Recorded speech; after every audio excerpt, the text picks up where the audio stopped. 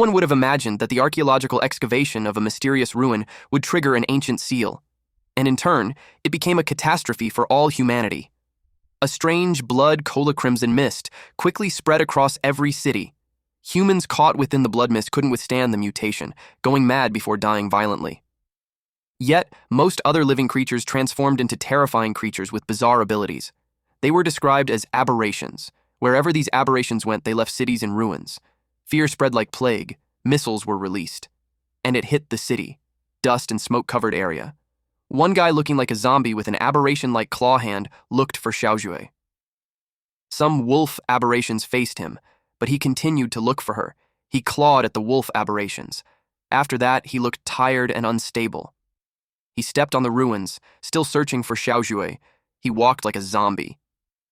Until he saw a doll. He hurriedly approached it while thinking of Xiaojue.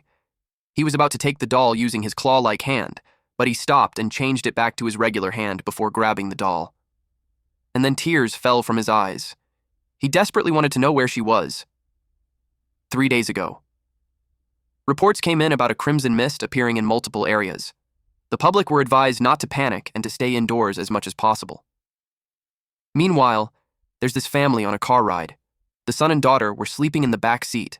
The military personnel banged on their car while ordering them to move the car immediately. The mother was in the passenger seat while the father drove. He expressed his disbelief in the politicians. The daughter expressed to her older brother that she's scared. Her brother assured her that it would be fine since they were all with her. While the father complained about involving the army and disguising the event as a natural disaster. The son noticed the huge commotion outside. He got curious about what the crimson mist was.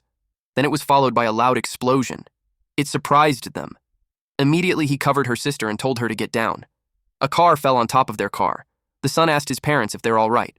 The father admitted that his leg was stuck while the mother was coughing. She asked what happened. A loud sound had caught their attention. Fear washed over their faces. They saw people running away from an aberration. Immediately, the father told them to get out of the car. The son kicked the door open and climbed out. He tried to open her mother's door, but it was stuck. She told him to just take his sister and go. But he wanted to get them out. His sister trembled at the sight of the aberration approaching a man. That man screamed for help loudly. Seeing how near the aberration was, their mother urged him to go at once.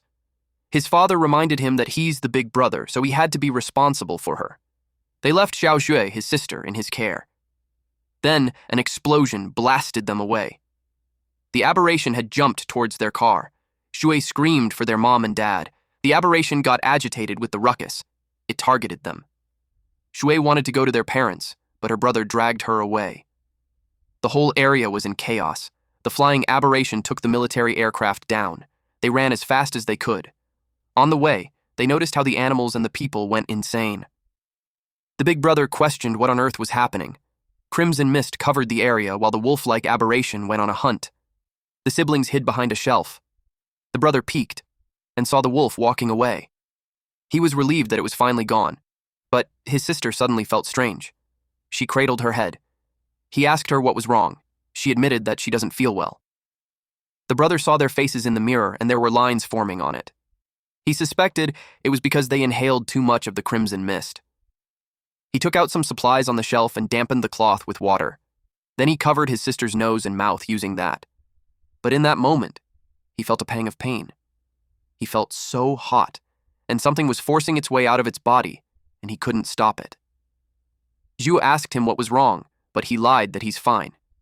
He tried to control his trembling hand. The roaming wolf-like aberration sensed them. He yelled, "Stop at his body," scaring her sister. Then the aberration spotted them. Immediately they ran and it chased after them. They left the supermarket and was blocked with a winged aberration. They were surrounded. He held his sister tightly while comforting her not to be scared. Then the winged aberration flapped its wings while roaring loudly. Several more aberrations approached them. There was even this red dragon-like monster above them. The brother thought that they're really going to die. Also, before we proceed, this guy will be our MC, so be sure to wait for his OP plot armor. The brother dragged her sister to go back inside. Because it was more dangerous outside, he grabbed a stick while saying that it was their only shot. He charged at the wolf aberration and broke the stick instead. Then the wolf aberration attempted to eat him. He crashed on the ground while trying to stop its mouth from closing. It stopped when suddenly it was hit by an arrow on the eye. Zhu helped him using the crossbow that she found. But then, the wolf aberration attacked her instead. Her brother yelled at her to run. She did. Her brother told her not to look back. Meanwhile, the brother coughed blood and was in excruciating pain. It happened during a really bad time. Shui tripped and fell while the wolf aberration was just behind her. The brother gripped the wall to help himself up, and suddenly a bright red light shot up to the sky. The debris fell on the wolf, and the brother pinned it down on the ground. Then he stabbed it using rebar steel. He stabbed it over and over while telling it to go to hell. Shui saw this and got worried for his brother. She immediately hugged him to make him stop. She had no clue what was wrong with him. She assured him that she's fine so he could stop. Concurrently, her brother remembers their parents telling them to run. They left Shui in his care. While his father assured him that he would take care of his mother, he was told to take care of Shu and survive. Then he heard Shu calling out to him. He regained his senses and saw her sister hugging him. He apologized for making her worry. She asked if he's fine now. He was to reply that he's fine, but he saw a winged aberration through the glass approaching Sui. He immediately grabbed her to evade the attack. The winged aberration turned its attention to them. He hit it with a rebar. To make it go away, his attack sent the bird flying away. Then he told Shui to hide while he dealt with it. Shui got worried that he'd go alone. The big bird aberration had its eyes on them, so he had to lead it away. But Shui didn't want him to go. She was scared that he'd lose control again. He assured her that it won't happen this time, and requested her to wait there and he'll be right back. She made him promise that he'll come back safe and sound. He promised her that. Then he stepped out. He had this theory that hunting aberrations and absorbing the red energy from them would make him stronger. So he expected the energy from the big bird to be greater. So as long as he took it down, he would have enough power to protect his family. He yelled at it to die. The big aberration watched him, but the wolves attacked instead. It was like he's not even worth its time. He hit the wolves with the rebar as he made its way to the aberration. His attacks were powerful, but the wolves worked together. After he hit one in front, a wolf from behind bit his arm. It made him furious and his hands transformed into claws. He hit those wolves with those claw-like hands. He was elated with the power that he's feeling. An aircraft flying above them caught the big aberration's attention. He got confused when it flew. This man regained his senses and wondered what happened to him. A missile was fired in his direction. And at that moment, Shui came out and asked if he's okay. He panicked as he yelled at her not to come out. Then the missile exploded. The aircraft saw some survivors, so it landed to check them out. They saw someone infected, so they left him. Instead, they took the girl. Our MC had hazy vision, but he saw his sister being boarded to the aircraft. The military hurried because the aberrations would be back soon. He extended his claw-like hand as the aircraft flew away. Then he lost consciousness. Shui was teary-eyed when she called out to his brother. She was burning while she asked why he didn't save her. He extended his claw-like hand to her, but she was gone, and that jerked him awake. He had the same dream again. It had been half a year, and he was still searching for her. He was just glad that he wasn't exposed when he was asleep. He walked out of the building with a machine gun in his hand. When Zue was taken by those people, he searched every local shelter. But there was no sign of her. To find her sister, he joined the Border Patrol, the lowest-ranking unit in the army, and became a low-ranking soldier. In a chaotic world like that, only the army has the clearance to gather intel and travel freely. He arrived at Chishi City Border Outpost. He greeted the team captain for the Chishi City Patrol, Jia Jun, and apologized for arriving late. Jun kicked him. He was annoyed that he slacked off again and arrived late for his watch. He climbed a tall ladder while he heard someone say to him that when the big shots arrived, they could finally be clocked out. Then Jun warned him that if he screwed up, he'd make his life a living hell. Half a year ago, the Crimson Mist erupted. Most cities fell to ruin and became habitats for the aberrations. Along with the Crimson Mist, a mysterious Crimson Spire also appeared. The surviving humans can only eke out a living on the borderlands, far from the Spire and the Crimson Mist. As he watched the fallen city from a tall area, it made him wonder if the big aberration was still over there. Jun said that the special response unit was there, so they just needed to go through the motions. And even if they can't hold the line, a bunch of grunts like them couldn't do anything about it either. They were talking about the famous Special Response Unit, so the man asked him why he thought they would fall, when the unit had been crushing aberrations all the way there. Meanwhile, our MC sat there on the cliff, while still hating the smell of the crimson mist. The fog brings out a creature's primal bloodlust and makes them turn to each other. Then he saw the crimson mist parting. He realized something was charging towards them. A soldier also noticed that something was wrong, so they pointed it at the captain. The captain scolded him for making a fuss. Then they saw the crimson mist surging towards them, and the Special Response Unit was running towards them. They asked what in the world happened, but those men yelled at them to get back. The captain ordered everyone to fall back. The men from the special unit got engulfed by the crimson mist. Then the captain screamed out loud as his clothing got stuck. A dragon-like aberration had its talons on his hood. He thought it was the end for him. Our MC heard their screams from the cliff. He immediately jumped down. He landed on the aberration and crushed it. The other one turned its attention to the commotion. His hands transformed again. The other aberration attempted to eat him, but he ripped its head from the body. Then he absorbed a red energy from it. After absorbing that, he felt a little stronger. He got intrigued on what would happen if he absorbed a few more. 6 aberrations surrounded him, so his expectations got higher. But before he could do anything, those aberrations were hit by a powerful laser energy. He wondered who was there. A silver-haired woman was surprised to see him. This was the Blazing Blood Detachment Captain, Song Rui. He immediately recognized that it was someone from the Special Response Unit. He knew it wasn't good for him. He had to change back quickly. Rui ordered the unit to leave no one alive. Her men surrounded him. He raised his arms and told them not to shoot. He explained that he was Private Yahello of the patrol team. At 12 o'clock, the men fired. Their target was the aberration behind him. The Special Response Unit team confirmed that the target had been eliminated. Rui stepped forward and asked him where his weapon was. He knew he was screwed. Before Hao could answer, the man from the Special Response Team received an order for all units to withdraw from the outpost to the temporary defensive line, and no one was allowed inside without Officer Song's permission. Inside the tent, Rui received a report that there were 37 casualties at the sector outpost. Among them, 2 were from the Special Response Unit's Ember Blood Squad, and 30 were from the patrol team. That concludes the casualty report for the incident. Hao had to ask on why he was being detained. He claimed that he was a victim too.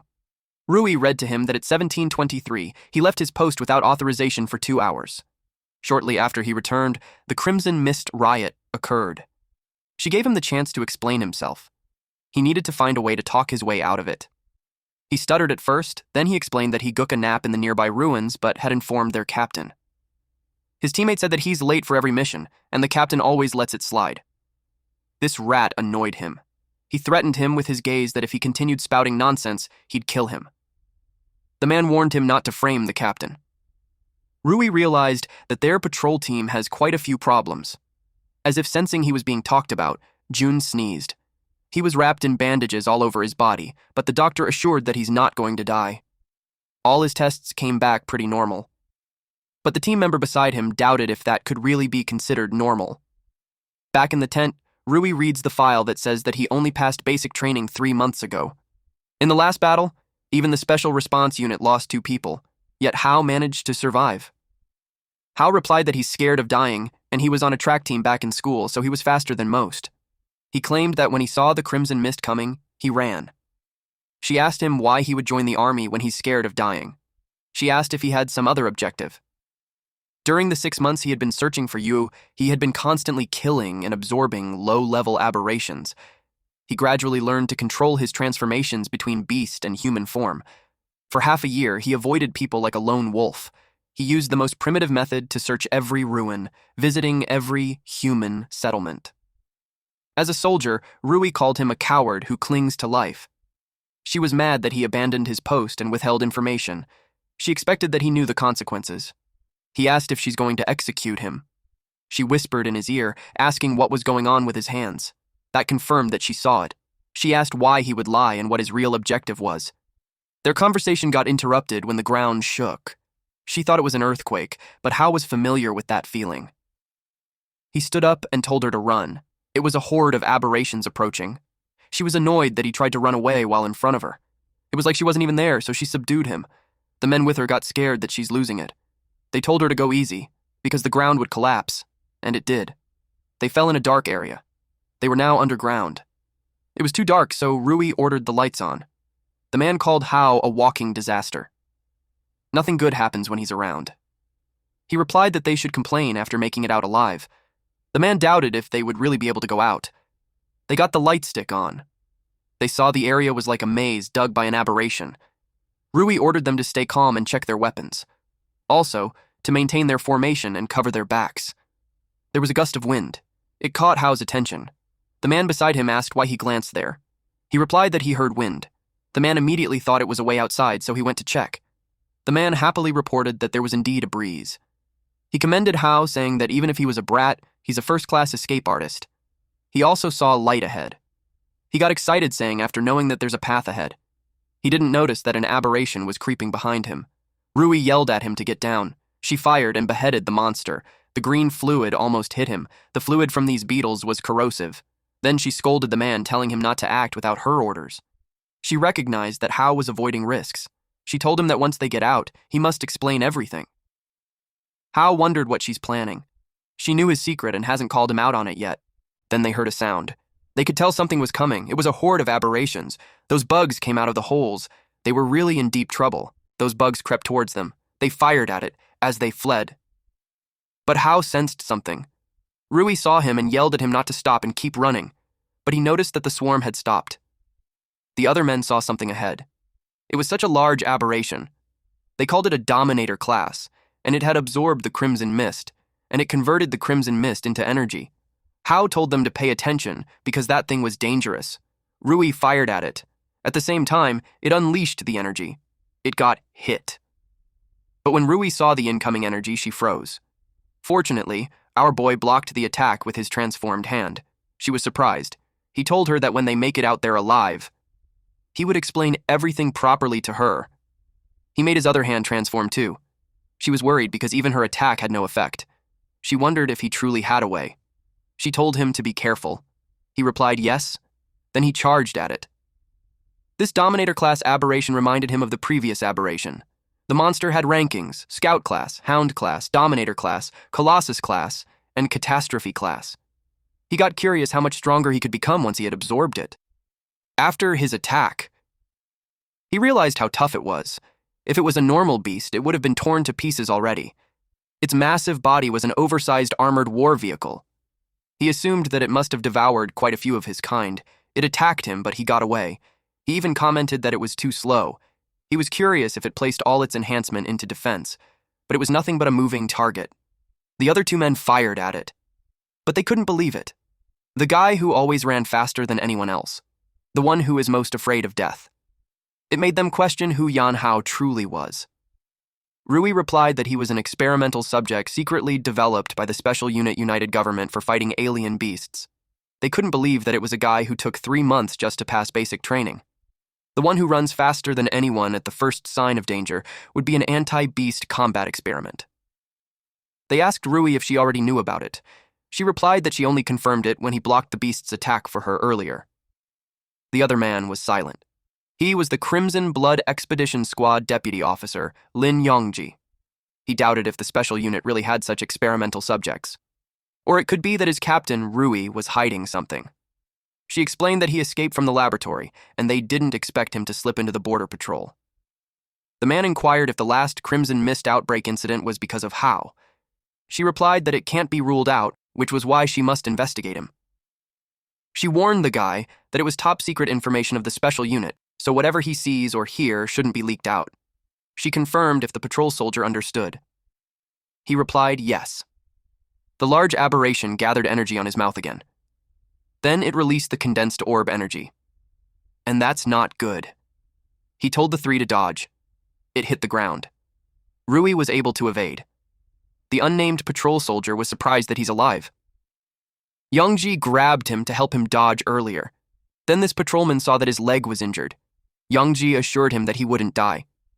He couldn't believe that a man from a special operations unit would do that for a lowly person, like who was just a mere soldier. Yongji replied that 1 leg in exchange for 1 life was quite a bargain, but the patrolman was worried because his mission was to target a beast, and he just lost an important combat ability for him. He clarified that he didn't become a soldier just to kill those damned beasts. He exists to protect. And as humanity's final shield, he would never abandon anyone. It made the patrolman speechless.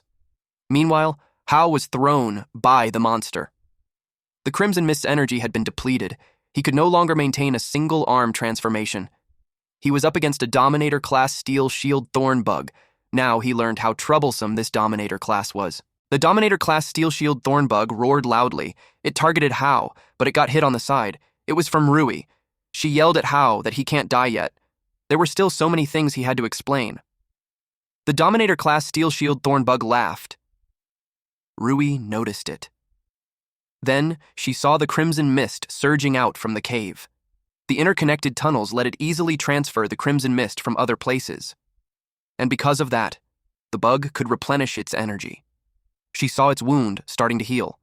If that goes on, it will return to its peak state again. She realized that the sudden Crimson Mist eruption at the outpost before was its doing. She knew they couldn't kill it, so she suggested running while they could. But he refused to. He wanted to kill it. Summoning the red mist had also replenished him. Now that it can't move recklessly, it was their best chance to attack. But if they fail, he would die there. He wandered the gates of hell a lot of times, and one more time doesn't matter. She agreed with him and took the only chance they had. She planned to unleash all of her power to blast open its head armor. Then Hao will take the chance to destroy its brain completely. It was the only way they could defeat it. She opened fire. At the same time, Hao went towards the monster. With Rui's attack, the head armor had been shattered. Then, Hao followed it up with his own attack and it landed on its head, and then continuously attack it. The green fluid leaked out of its body. Rui waited to find out if they succeeded. Hao fell from its head and crashed on the ground. She immediately rushed to his side. She asked if he's all right. She saw something fall on top of him. It was a photo. She didn't notice the black crystal on his hand. It dug to his palm. Deep in his consciousness, he was confused at first. And later, he saw himself, but he couldn't control his body. He realized that he completely turned into a beast. But he's confused about what he's doing. He wondered if it was like his life flashing before his eyes. He saw a glowing DNA. Eventually, he felt that he could move, and he felt something on his chest. It was the crystal inside the giant aberration. It looked like some kind of energy body. He was confused how it transferred on his chest when he was just holding it earlier. Then it absorbed the Crimson Mist. Not only that, but it also stores it. So even if he absorbs more Crimson Fog than before, and beastify further, he won't need to worry about losing control anymore. It was like insurance when he lost control. It would reclaim the Crimson Mist in his body and restore his sanity. That way, he could absorb the aberration without hesitation and evolve stronger. He doesn't need to worry about counting every kill. He was disappointed when he learned that the crystal had limited capacity. If it continued, it would burst. Then he remembered something. In the bug's last move, it consumed a huge amount of Crimson Mist. Since it can absorb Crimson Mist, he converges it together. Meanwhile, his body was placed in a hospital bed. The Crimson Fog leaked out from his chest. Eventually, he opened his eyes. Then he gathered the Crimson Fog in his palm. At that moment, Rui entered and saw him. She panicked and asked what he's doing. He yelled at her to get out of the way. Then the energy burst with such force that it erupted outward. 5 minutes ago. The patrolman reported to Rui about Yongji's leg. She replied that he was a soldier and was prepared for it, so there was no need for him to blame himself. Rui entered the hospital room. Yongji asked her what was the deal about Hao since he had never heard of the special unit having test subjects. She replied that it was a top-secret case. She took his tablet and advised him to focus on his recovery and not to concern himself with anything else. Also, she had informed him that she had requested a transfer for him to the logistics department at the headquarters, so from then on, he could get some proper rest. He replied that he will report the matter truthfully to her father, Chief Staff Song Lian. He trusted that he would make his own judgment. It made her furious and reminded her who his superior officer was. From then on, his communication privileges were frozen. He also wasn't allowed to go anywhere. After that, she went straight to Hao in Ward 314. They've arrived in his room. She ordered the patrolman to guard at the door. No one was allowed to enter without her command. And when she opened the door, Hao had a concentrated energy on his hand. He was extremely surprised to see her. She asked what he was doing while he yelled at her to get out of the way. He could no longer control the energy, and it was unleashed. She ducked to evade it. The powerful force of the energy also made the patrolman outside fall. It passed through 3 buildings, the last one being split in half. From the window, Yongji saw that the abandoned building was pierced through.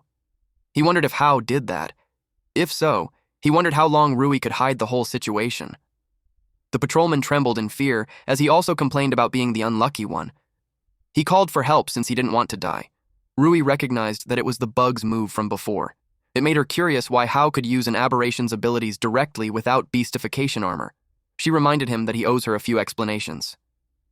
They went to the hospital rooftop and discussed it. She learned about him and summarized that not only can he absorb an aberration's beast core, but he can also learn its abilities. He added that it wasn't just that because he could also absorb and store more crimson mist, and that the crystals were able to self-repair. She smiled as he commented that he had a lot of features. He admits to having obtained their strength and abilities, but he also worries that he's slowly becoming one of them. It made him question if someone like him could still be considered a real human.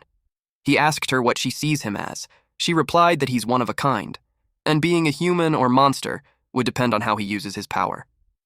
She also knew his power was both a disaster and a weapon. She gave him 2 options. Either he joins the Blazing Blood and becomes a reserve soldier in her squad, or be classified as a threat and be eliminated just like the aberrations.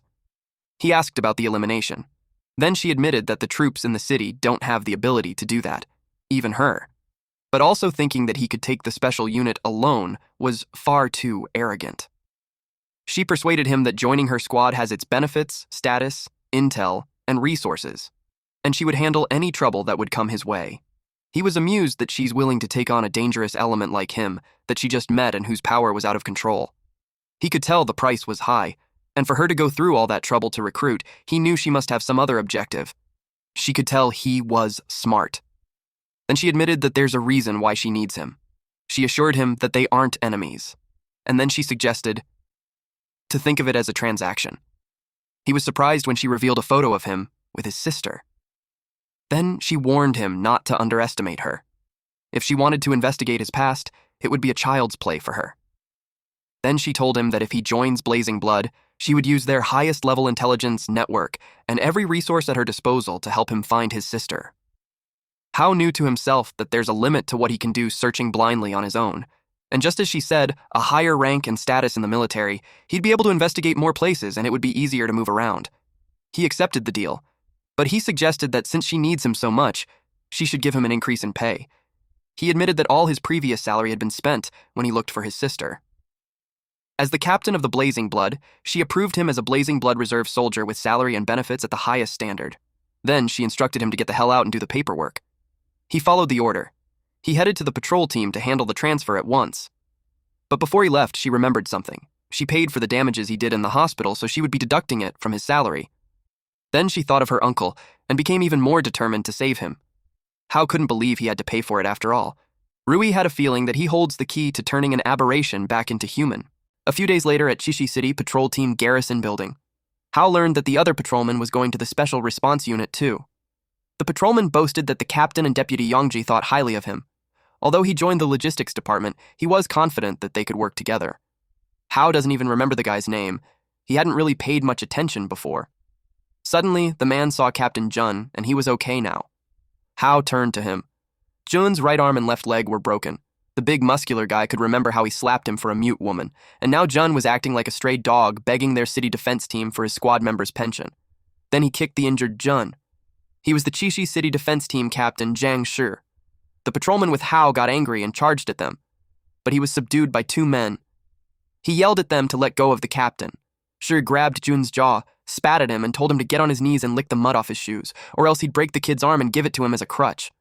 Jun grits his teeth. He was about to get on his knees, but Hao lifted him and told him that there's no need to kneel. He was surprised to see Hao. Hao acknowledged that he helped him a lot before, and this time it was his turn to repay the favor. He announced his presence and warned that if anyone dared to touch a single hair on the captain's head, he'd break their bones and burn them for firewood. It angered everyone. They all charged at him while saying that he's courting death. Hao evaded them. He kicked the first one, elbowed the second guy, kicked the third guy on the knee, and punched the fourth one on the gut. The last man crashed on the wall. In an instant, all four were down. Then the guy behind Shai yelled that their captain was an E-rank warrior. They told him that he would be dead for attacking them. Deep inside, Shi was surprised that he took his men down in just 4 seconds. It made him wonder how he's so fast. Shi pointed the gun at Hao. He couldn't believe that trash from the patrol team dared to oppose the city guard. He fired 3 bullets at him. Then Hao grabbed the gun while telling him the speed at which he fired. It was too slow. Then Hao crushed the gun in his hands. He told him that his speed wasn't even a percent of Rui's. Shi became furious and took out a dagger. But Hao grabbed his hand. He threw the weapon and grabbed Shar by the neck. He remembered that the guy wanted the captain to kneel. He tightened his grip, which made Shai panicked. Hao glared at him and told him it was his turn. Then he smacked the shit out of this guy down into the ground, and that left him unconscious with his mouth frothing. The other men couldn't believe that he dodged a bullet and crushed a standard issue pistol with his bare hands. Deep inside, Hao realized that the physical strength enhanced by the Beast Core was beyond his expectations. The members of the defense team called him a monster, then they ran away. He picked up the crutch. Then the patrolman approached him and told him that he's like a god of war. He asked if he's okay. He replied that his body could take the beating. Hao gave the crutch to Jun. He thanked him. But Hao replied that he had nothing to thank him for, since he had always taken care of him. Standing up for him was the only thing he could do. But Jun became worried that the city defense team would come looking for trouble with him. The patrolman told him that he had nothing to worry about, because Hao and him became members of the Special Response Unit, so the city defense team wouldn't dare do anything to them. That night, at Chishi City, Special Response Unit, temporary base. Rui asked if all the handover paperwork was done. He replied yes. Then she informed him that she sent his application to join the team to headquarters, and the headquarters had approved it. He was impressed at how efficient they were. He asked if it means that he became an official member. She told him not to be hasty because the next step was the real step. He must depart immediately for the headquarters in Hucheng to participate in the entry assessment for the Special Response Unit's Combat Division. She believed that with his strength, passing won't be a problem. He was confident that he would even set a new record. At Hucheng, the armored vehicle made its way. Rui informed Hao that Hucheng was the capital of the special unit. Blazing Blood's headquarters were there too. Hao heard that the minimum rank for an official Blazing Blood member was a D-rank warrior. He asked how those ranks were determined. He pointed at the unnamed patrolman beside him and said that he was weak, so he couldn't believe that he's taking Blazing Blood's assessment. The unnamed patrolman replied that he could take a beating. Rui clarified that he's joining the logistics team, not the combat team, so he doesn't need to take the combat assessment. The unnamed patrolman informed him that the logistics team fights right alongside the combat team, so later on, Hao might have to rely on him. Since they had a lot of time while on the way, Rui wanted to sink some intel. She explained that people like her who can use some special abilities were collectively known as warriors. A warrior's combat power was divided into 6 ranks: A, B, C, D, and E. The Special Response Unit headquarters has a special rating system. The basics they look at are physical strength and stamina, and as for aberrations, they're classified from weakest to strongest. The 5 classes were Scout class, Hound class, Overlord class, Behemoth class, and Calamity class. Under normal circumstances, an E-rank warrior can defeat a Scout class aberration by the same logic. D-rank warriors could handle Hound class aberration. C-rank and B-rank warriors could manage against Overlord class aberration, and an A-rank warrior could handle a Behemoth class aberration, and only the S-rank warrior could handle a Calamity class aberration. In addition to that, the affinity with a Beast Core also affects the rank. Hao asked about the Beast Core affinity. She explained that in the recent world, only aberrations that mutated from the Crimson Mist have special abilities. Human warriors, on the other hand, could only awaken special abilities by attuning to an aberration's Beast Core through Beast Core armament. So things like his physical condition, talent, and even luck all affect his Beast Core affinity. The better his affinity, the higher the quality and number of abilities he can awaken. If he can't attune to a Beast Core, the highest rank he can achieve is E-rank. The military truck had stopped. A member of the city defense team informed them that the street was closed due to traffic. They were advised to take a detour. They couldn't believe that these men dared to block the Special Response Unit. The city defense reasoned that they're also on official business, so they had no choice. A white car with a green intertwined vine logo passed by. Rui saw it and wondered what a big shot from the Green Vine group was doing there. She could tell something was not right. An hour later, at the Blazing Blood entry assessment site, the man in front informed everyone that Blazing Blood was humanity's strongest shield and the Special Response Unit's sharpest blade. He is Ling Yongxin, head examiner of Blazing Blood and also an A-rank warrior. He didn't care what kind of background they had, but once they're in there, they had to play by their rules. He also informed them that pulling strings won't be tolerated. He doesn't care who they are. If they didn't have what it takes, then they shouldn't even think of staying in Blazing Blood. The first event was the physical assessment. The first task was the 50-kilogram weighted 100-meter dash. Hao reached the end in just 5.10 seconds. Next was the electromagnetic force-weighted dumbbell. Hao surprised everyone when he lifted the 100-kilogram. After that was the striking power test, which came out too easy for him. He actually broke the testing machine, so his score couldn't even be calculated. 10 minutes later, he informed the head examiner that he had completed all the events. Yongxin confirmed it and announced his score to be 198 points. It surprised everyone since the previous rookie record was only 140.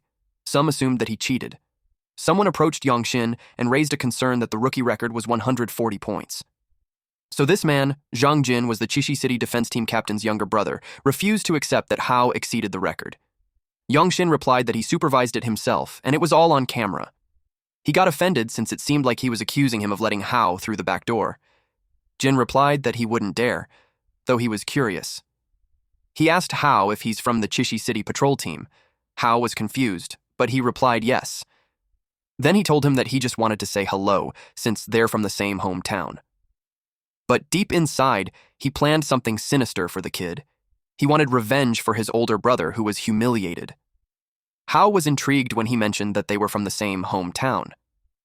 Yongxin informed him that the guy was Jin, one of those rich kids from the Chishi City defense team. He asked if he knew him, but he didn't.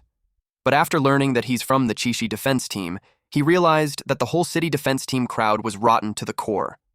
Later on, Yongxin announced the result of the physical test. In 30th place was Zhang San with 89 points, and so on. Then the third place was taken by Zhang Jin with 123 points. Second place was Jin Ying with 135 points, and the first place was Hao with 198 points. A blonde woman looked delighted. She came to take the assessment for fun, but she couldn't believe that there would be such a strong rookie. She got excited to study him closely. This person was Jin Ying, a senior researcher in the Technical Intelligence Bureau, in the single dorm room. Jin was talking to someone through the tablet. He felt bad that he hadn't gotten first place. He complained that two monsters showed up out of nowhere, but the person on the line told him that if his brother wasn't a dog for the Green Vine group, he wouldn't even qualify for the assessment. They reminded him that he only had one chance, so he better not screw it up. He was determined to get into Blazing Blood for his brother. At the Beast Corps testing station, Yongxin assured them that the test wasn't complicated. They just had to put on the wrist guard and place the Beast Core on it to begin the test. Anyone with a Beast Core affinity below 40% would be eliminated immediately. He explained the Beast Core, just in case there's someone who doesn't know it yet. Only Hound class or higher aberrations can produce a Beast Core. The stronger the aberration, the higher the quality of the Beast Core it produces. By socketing a Beast Core into an aberration armament, a warrior can use special abilities just like an aberration. Black quality Beast Core was commonly found in Hound class and Overlord class. The quality goes up from black, rust red, blood red, pink, and the highest was the gold. Everyone has a different affinity for Beast Cores and will awaken abilities of different attributes based on that affinity and their own innate talent. They could be elemental, power, or support control. The wrist guard was the lowest grade of aberration armament. It can only test their own affinity, and it won't grant them any abilities. Once they officially join the Blazing Blood Combat Division, they would be given better Beast Cores and aberration armaments. Then he announced the beginning of the Beast Core affinity test. The first one was a D rank with an affinity of 39%. He fell into despair because he ranked 5th in the physical exam, and yet this assessment was even harder than killing aberrations. The next candidate was classified D rank with 56% affinity. He was so happy he passed and could finally join the Blazing Blood. Jinx was next. His eyes were red. He picked up the stone and placed it on the wrist guard. Then he ordered it to obey him. Then it showed his score. D rank with 605 affinity. Everyone was shocked because the strongest rookie last year only got 56%. He could be the strongest one for that year. Jin claimed they're a bunch of trash and he's the strongest one in there. Hao watched his confident ass get down from the stage when Ying approached him. She asked if he's from Chishi City. She was curious why she never heard someone as strong as him before.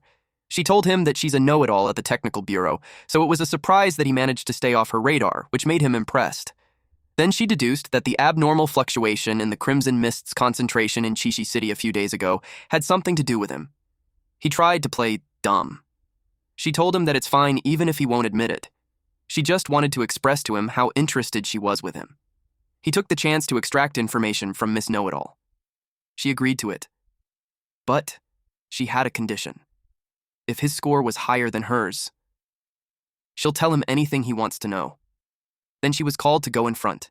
She called everyone's attention and announced that she was about to break Jin's record. Hao got intrigued if she's that strong, while Jin insulted her. She picked up the black stone, spin it on her hands, and placed it on the wrist guard. Then it showed that she's a D rank with 78% affinity. Everyone was shocked. Then, they recognized her to be the Jingli girl. She grinned widely. Then when she went down, she emphasized how she proved that she can break Jin's record. It made Jin angry. Besides Hao, he couldn't let the stinking bitch get away either. Hao was the last one to be called. Since he learned how strong she was, he started to be convinced that she's not lying. It could be that she knew a lot. Ying asked him if he's feeling pressured. For a clue about his sister, he was determined to win the bet. He told her to watch closely. According to Rui, his rank was at least C rank. The quality of the beast core was black, just like the one he absorbed. It made him curious what his affinity rate was going to be. He placed the stone on the wrist guard and got prepared to see how much potential he had. He expected C rank. He could imagine everyone's jaw dropping in shock because it was the level of a squad leader. But the system showed an error. A result like that had never happened before. It revealed 0%. Jin laughed loudly at him. It was hilarious that even the beast cores rejected him. Hao pouted. Then he saw his wrist guard. It emitted crimson mist. His body was forcefully devouring the beast core. Ying couldn't believe he got 0%. The worst anyone had before was at 1%. She had to record it. She knew the old man would be happy with it. Jin had a devilish grin seeing that beast core. He reported that Hao stole the beast core. Immediately, Youngshin instructed Hao to raise his hand so he could see the wrist guard and the beast core. It was gone. He asked where it was. He demanded an explanation. Hao replied that he doesn't know either. He felt awkward. He had to make up a reason at once, or he definitely turned into a lab rat. He took a gamble. He disguised his bestialization as an ability activated by the beast core. He showed them his claw-like hands. Jin was shocked. He wondered what that was. Immediately, Youngshin drew out his weapons and alerted all units. He told the participants to fall back, while Ying got excited at the sight of bestialization. Jin wondered if the guy was infected. Again, Youngshin told them to get back. He was determined to deal with him at once. Ying called Hao to ask if he could hear her. He asked her what. Youngshin was slightly caught off guard that he hasn't lost his mind. Hao nonchalantly replied that it was the beast core's ability, that it suddenly drilled into him, and then that happened. Ying was glad. He didn't go berserk, so it must have been a transformation ability. She got excited because it was the first time it happened. Youngshin told him that he hit the jackpot. Recovering on his own after transforming was unheard of. It was such a rare ability. It made Hao curious who Ying truly was because she knew so much. She smiled and replied that she's the one who knows everything. Youngshin revealed that she's a blazing candidate for the term, and also a senior researcher at the Technical Intelligence Bureau. Her father, Major General Jin An-cheng, was in charge of the entire Technology Research and Development Department. She got annoyed that he leaked the secrets and completely ruined her mysterious aura. Youngshin ended the conversation there and asked Hao to hand over the beast core. He was in a pinch. He admitted that it's not because he didn't want to hand it over, but the thing had latched onto his body and won't leave. Jin heard that. He immediately thought to report that to the Green Vine people. It made Hao the perfect test subject. At the radiology room, Hao was scanned by a machine. The researchers couldn't believe that a beast core grew on a person's body, and since the beast core had fused with his body, it can't easily be removed. They asked Director Jin what he thinks. He replied that it was worth researching. He could tell that there's more secrets there. Major General Jin Ancheng was the deputy director of the Technical Intelligence Bureau. Two men entered and inquired about the situation and the kid's background. He asked if the Blazing Blood still planned to stick with the rules and not accept anyone with less than 40% compatibility. Song Lian, the lieutenant general, chief of the general staff for the Special Response Unit, told him to stop being mysterious and reveal what was going on. Ancheng led the team that developed the testing equipment with Green Vine. He knew better than anyone that it was 0%. Ying told her dad to hurry up and reveal it because the suspense was killing her. She asked what was up with Hao. He revealed that the machine's reading went off the charts. The compatibility was unprecedented. It exceeded the theoretical maximum set at 100%. Lian ordered Yongxin to come with him immediately.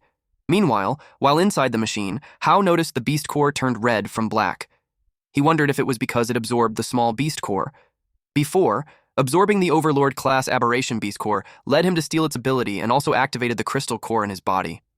And now, absorbing a low-level beast core didn't grant him the ability, but the beast core was strengthened. From deep black, it turned to rust red. Total crimson mist storage had increased as well as crimson mist absorption efficiency. It became a dull, dark, reddish-brown like Old Rush with a matte finish and mottled dark impurities. In other words, the stronger the beast, the stronger he'll become after absorbing it. At the Special Response Unity Blazing Blood headquarters, Rui argues with Lian. She brought Hao in there, so she asked him what was the problem with him joining her squad. He reminded her to watch her status and tone. He also pointed out how she's paying too much attention to that C-rank rookie. She insists to her father that she promised to bring him into her team. She asked him not to make her a soldier who can't keep her word. But Lian argued that a soldier's word is to the country, not to an individual. He also firmly told her that Hao already joined Yongxin's team, and that can't be changed. He asked if she planned to fight a fellow Blood Squad leader for a recruit. He ordered to return to her post. She could only comply. But deep inside, she was determined to find another way.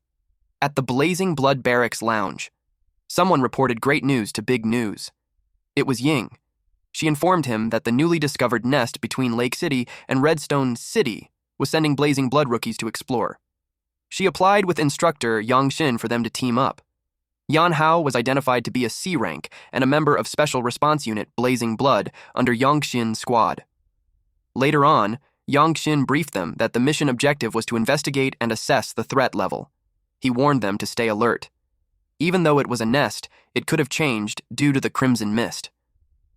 Ying, a D-rank senior researcher at the Technical Intelligence Bureau, also became a member of Yongxin's squad. She told him that data collection was her strongest suit, so she got him. The threat level of the beast nest was divided into 4 levels: low, medium, high, and extremely high. There were also many different types like high to medium. The low-level nest they're going to was a hive type. Its characteristic was a simple structure, but the internal passages were complex, and the deadliest part was there was a massive swarm of stinger bees composed of a large number of worker bees and a small number of soldier bees. Hao asked if a single person can't take care of a hornet's nest. He couldn't believe that they needed 3 cars full of people. Ying replied that iron bees were not little honeybees. Suddenly, the driver noticed something strange. Hao saw the bees outside. He was surprised when he saw how big those bees were. Just as Ying said earlier, they were scout-class iron bees, and they're nothing like honeybees. The driver was the unnamed patrolman who became a private Special Response Unity service member. He told them to hold on tight. The bees released their stinger. It was how they attacked. Ying knew the armored car couldn't withstand that. Hao volunteered to handle the swarm outside. It was the perfect timing to try his newly developed move. His door melted. Then he jumped out of the car. He told them to find cover and defend. Then he charges at those bees. The unnamed patrolman was shocked and confused on what kind of ability used a door as a weapon. Ying explained that it was a transformation ability. Then she shared that during the assessment, Hao absorbed a beast core, and at that time, he could only transform himself, so she didn't expect him to be able to cover objects with the transformation ability. She got excited after learning that he could turn objects into weapons. She just had to record his combat data and study him carefully when they got back. Something was shot at Hao. The green stuff pierced through his arm. That aberration was stronger than the others since it could break through his defenses. He had to figure out where it was being shot from, otherwise he'll be worn down sooner or later. He told them that there's another enemy, but its location was unknown. He advised them to be careful and hide. They got behind a rock. One of the Special Response Unit members went the other way while saying that iron bees were afraid of fire. Ying yelled at him not to go out. As soon as he did, he got shot with the green spikes. And then fire engulfed him. Hao asked Ying where the green spikes came from. She saw that it was a hound-class queen bee. Its tail stinger has venom that can corrode armor below C rank. She couldn't believe that there's actually a hound class. It made the intel wrong since it wasn't a low-level nest at all. He sought their help in taking care of the scout-class iron bees while he went for the queen bee. She was up for it. She was an elemental type which had the basic ability of wind power. She unleashed a storm, and the gust of wind blew away the iron bees. The queen bee showed itself. Hao finally got it. It was a huge, menacing bee. He twisted the door and shaped it like a dual blade spear. Then he prepared himself to attack. He threw it with all his power. The spear traveled fast. It hit the queen bee. Hao had hit its vital point, but it was completely unfazed. It made Ying wonder how a hound class could have much power. She had a theory, so she told Hao not to let it escape, because it was about to advance to Overlord class. But Hao chose to lay on the ground and let it run since he's out of energy. And without any crimson mist to replenish, his energy was drained in an instant. He wished he stored some to fight the queen bee. Ying teased him if he's trying to play dead with his lifeless look. She asked if he needed a mouth-to-mouth. He replied that he's not interested in little kids. She got annoyed with his response. She gave her a Snickers bar while taking a break. He clarified that he's not out of energy because he's hungry. They were munching on it when the others arrived. They asked if they're okay. Hao replied that they're fine and suggested that they clean up the battlefield and set up a temporary camp, and the situation had to be reported immediately. Ying replied that she already reported it. When they checked, the queen bee was back in the hive, and the crimson mist concentration in the nest was still low. They could go in with their protective suits. Hao thinks they should wait for reinforcements. But she reasoned that the queen was injured, so it was a good opportunity to collect data and finish it off. And the threat level of the nest had risen to high-medium. If they succeed, they'll have completed a mission above their rank, and they would get a lot of benefits. Meanwhile, at the Special Response Unit headquarters, specifically in the Chief of Staff's office, Leon admitted that the highest-ups were currently very divided. It's not just people like them who want him to become a high-end combatant. There's also a bunch of mad scientists who advocate for using him as an experimental subject for research. He told Youngshin to keep a close eye on Hao because he's special. Suddenly, Youngshin received an urgent message. Leon ordered him to answer it. He received a report that the threat level of the nest Hao and the others were exploring was changing from low to high, and Ying had already gone in. It was absurd. Leon stated that Ying may seem unreliable, but she's meticulous. She wouldn't take such a risk, so he thinks something was strange. He ordered him to dispatch the nearest Blazing Blood unity for support. Rui will lead the team and depart immediately. Their primary objective was to ensure the safety of Ying and Hao, and the second one was to annihilate the beast nest. At that moment, Yongji came in. Youngshin thought he was still in the hospital. Leon clarified to Youngshin that he had his brother follow Rui. He asked if there was a problem, and Youngshin replied, no. So he ordered Yongji to report to Rui immediately and serve as her adjutant. Youngshin realized that it was him who arranged for his brother to be by Rui's side before. Leon did it for his daughter, despite not knowing why she's so interested in Hao. Meanwhile, Hao and Ying roamed the nest. Only him and her had the protective combat suits that can resist the crimson mist. He hoped everything would go smoothly. She saw the energy readings hadn't changed that much. But once the queen bee from earlier evolves into an overlord class, the difficulty of clearing the nest would increase dramatically. Hao sensed something, so he told her to stop. The queen bee showed up. This time it's a mutated iron-armored needle queen bee. Its size and oral apparatus on its tail could mean that it's an overlord class. She couldn't believe that it actually succeeded in evolving, when the low concentration of crimson mist shouldn't support such a rapid advancement. Not only that, but the other Scout class poison needle bees had also been enhanced. She realized that the crimson mist concentration there has long since far exceeded the warning level. She couldn't understand why the analyzer didn't warn them. She fell on her knees and started coughing. She noticed that the protective suits had been tampered. The effectiveness against the crimson mist had been weakened. It led her to think that there's a mole in blazing blood. The crimson mist increased. He took her hand and ran to retreat. But deep inside, he was pleased that the crimson mist was delivered to him just when he was worried about lacking it. But he needed to get Ying to safety first, otherwise he couldn't fight it with peace of mind. A large stone fell in front of them. He told her to hide in there because the spot was concealed and well ventilated. She should be able to hold on for a while. Then she ordered him to contact the headquarters and have the reinforcements prepare protective suits while he held the aberrations off. She assured him to update them with data from inside the nest and the latest situation. Before he leaves, she warned him that if he doesn't come back, she'll chase him to the depths of hell and never let him go. He assured her that he'd definitely be back. The queen bee noticed him. He faced the mutated iron-armored poison needle queen bee, an overlord class, along with several other scout class iron bees. He was glad to have gained enough power to protect the people who were important to him, so this time he made the same promise he did with Shui, which was to not fail. The swarm flew towards him. He only had enough red fog energy left for one shot. He absolutely cannot fail. He focused to condense the energy on his hand, and then he detonated it. This attack was the Crimson Condensation Blast. It was a powerful explosion. That could even be seen from outside the hive. He wondered if it worked. But then the crimson mist spread, and the bees came out unscathed. He couldn't believe it. Meanwhile, 3 minutes ago, Ying couldn't believe that someone had tampered with the analyzer. She fixed it so it should measure the crimson mist concentration accurately. It warned her that the crimson mist exceeds limits. The readings were so high, they were more than double the alert value. Suddenly she felt a gust of wind. It led her to think that an explosion happened outside. It wasn't an ideal scenario. The explosion stirred up the crimson fog, making it even thicker. By absorbing the high-concentration crimson mist fog, the bee swarms were able to evolve rapidly. Even the lowest scout class ones have evolved into hound class.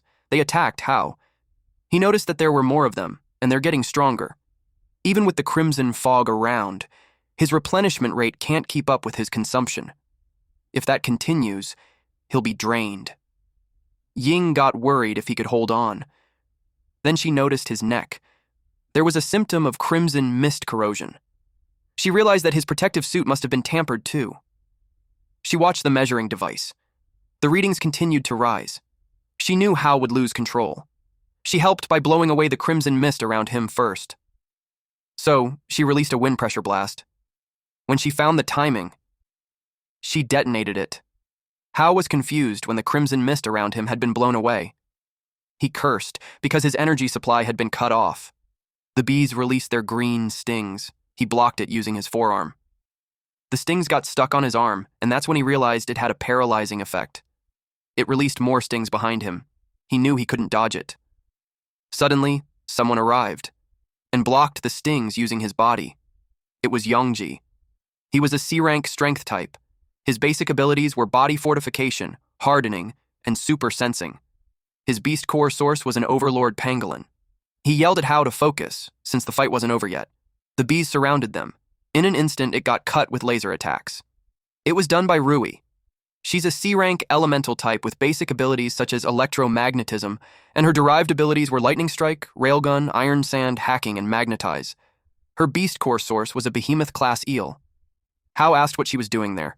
She explained that they have received orders from headquarters to support them. She ordered all units to charge and clear out those damn bugs. Her squad followed her orders and charged in. Team A suppressed the forward passage with high heat. Team B covered the mid-range with fire. Yongji and Hao were ordered to fall back to recover. They followed her orders. At the same time, the queen bee had targeted them. Those who saw it first warned them. But Rui ordered them not to look back and to continue running. She didn't expect the queen bee to be an overlord class. She had to use her move. It was the electromagnetic annihilation attack. It was a high-voltage electric field created by the move, and it will destroy and paralyze all objects within its range. They saw her attack and hit something. When they saw it was the queen bee, they realized it was the one mentioned on the intel, and it was escaping upwards. But since Rui paralyzed it, it won't get far. She ordered an annihilation of the surrounding swarm to prioritize rescue. Hao couldn't believe how strong she was. Yongji looked proud when he shared the last time in Redstone City. Rui hadn't even brought her main combat gear, and she wasn't wearing her combat suit, so she couldn't use her abilities at full power. She looked for Ying. Hao pointed to where she's at. Then Ying called her. and stated that had she been 10 minutes late, they would have been retrieving her corpse instead. She told him to treat her when they got back because she still owes her for also saving her last time. They had completed the first mission, which was to rescue the wounded, so they asked what their next move would be. She was ordered to exterminate the swarm and eliminate the threat of the beast nest. Meanwhile, Hao used the chance to quickly replenish some crimson mist energy. The crimson mist cannon blast didn't manage to finish off the queen bee, so he had to try again. He finished replenishing his energy. When he heard a noise, all of them got nervous and alert. The queen bee absorbed all the crimson mist from the entire nest. It looked like it was going to level up again. The reader warned them that it was about to break through level 4. Ying wondered where all the crimson mist came from. She got suspicious that the beast nest was actually a high-level one. The queen bee made a loud noise, which made a large sum of hound-class bees appear at the rear. Hao told them to handle the swarm, and he'd handle the queen bee since he had a way to deal with it. Rui announced to all the units to attack the swarm and cover Hao. Hao had to finish it for good, or else everyone in there would die. He hit it continuously, but his claws weren't enough. He released a crimson condensation blast again. It exploded in the area. He waited for the smoke to vanish to check if it worked, but it retaliated by unleashing its stinger. He realized that just bombarding it with energy wasn't enough to deal a fatal blow. He needed to find a suitable weapon. Then he noticed the queen bee's stinger on his side. He picked it up and used a bestialization coil. He held it like a sword. Then he approached the queen bee while evading its attacks. He coiled all his remaining crimson mist energy on his weapon. He prepared to return the favor of being granted a weapon. He held it tightly and sliced the queen bee with all his power. It caused another explosion in the air. After that, only the red beast core had remained from the queen bee. It was an overlord-class beast core, and he caught it. As soon as he touched it, he felt a pang of pain on his chest because the energy was so strong. It filled up the crystal core inside his body in an instant. He couldn't take it anymore. Meanwhile, Rui and the squad dealt with the swarm. Eventually, they wiped it all out. Ying expressed that he felt weaker. Rui ordered everyone to support Hao at once, but when she saw him, he was down on the ground. She called his name, concern evident in her voice. Hao was unconscious. They hooked him up on a monitor and saw that his heart rate was spiking and neural signals were erratic. He was exposed to too much red mist, so he could lose his mind anytime. Rui ordered Yongji to use the medical pod and block the neural transmissions. They moved to the temporary camp outside the nest. The unnamed Special Response Unit service member asked what was wrong with Hao. Yongji replied that Hao was fine. Rui assigned Ying to adjust and monitor the medical pod's parameters since she was a tech officer. The medical pod activated and anesthetic injection commenced inside. Ying told Rui that it was only a temporary fix. They still need to get back to the headquarters fast for proper treatment. Rui knew that. Meanwhile, inside Hao, he was being choked by a powerful version of himself while telling him to surrender his body and embrace the beast transformation. He assumed that it was his end. He thought of his parents and sister and felt apologetic towards them. He accepted that it was all over. But then, he saw his parents encouraging him to live. And also, Shui was there, reminding him of his promise to come back safe and sound. He remembered that she was still waiting for him. Then his colleagues surrounded him and told him to wake up. Ying refused to let him give up. They keep telling him he can do it. He realized that everyone was waiting for him. It registered to him that the fight wasn't over yet. He felt determined to live. He still had to find his sister and protect everyone, so he refused to go down. And he knew it wasn't just his responsibility, but his other self too. He broke free from the grip of his powerful self and got that other version of him chained up. He called his other self to go back since everyone was waiting for them. It merged with him. He grasped that there's a price for getting stronger. Every breakthrough was like dancing on the edge of an abyss. His consciousness came back, but he couldn't open his eyes, and his body won't move either. At that moment, the cars were on the move. The sandstorm was so intense that they couldn't see the road at all. It was dangerous to keep driving. Yongji informed Rui that there's an old city ruins 3 kilometers ahead so they could take shelter there. Rui asked Ying for Hao's status. Ying reported that the vitals were stabilized, but he hasn't regained consciousness. After learning that, she ordered Yongji to head for the ruins and to tell the vehicles behind them to follow. They reached the ruins. The 3 military trucks drove inside. Everyone was ordered to disembark and rest. But Rui could sense that something was off about the place. She ordered Ying to scan for environmental structural stability, crimson fog concentration, and heat signatures at once. Then she ordered her men to protect Hao on the pod, because that was also a direct order from the headquarters. Unbeknownst to them, someone watched them from the higher floor, and they were ambushed. Arrows were released towards them. Youngji saw the enemy attack and ordered everyone to take cover. He was hit by an arrow, but he hardened his arm to deflect it. Ying saw that the arrows were coated in bodily fluids of a venomous stinger wasp. Then a huge boulder came falling at them. Rui ordered everyone to spread out. She kicked the pod to get it out of harm's way. Then she got away just before the boulder hit. The debris flew all over the place. Youngji protected Ying using his hardened body. Then those men showed up. They were bandits and had planned to take everything.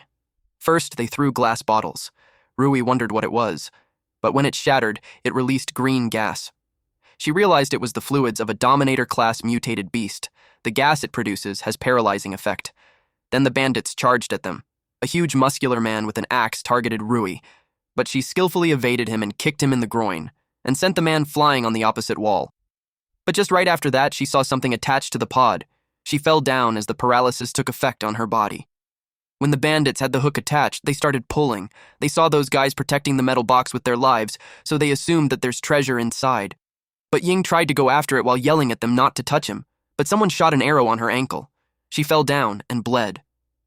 She was in despair as she watched Hao get taken away. Meanwhile, inside the pod, a U-shaped mark appeared on Hao's upper chest, stretching from one side of the neck to the other. From the top ends of the U, a line extends to each shoulder. The mark glows faintly. Even when she was in pain, all she could think of was to save Hao. Rui told her to hang in there as she pulled the arrow.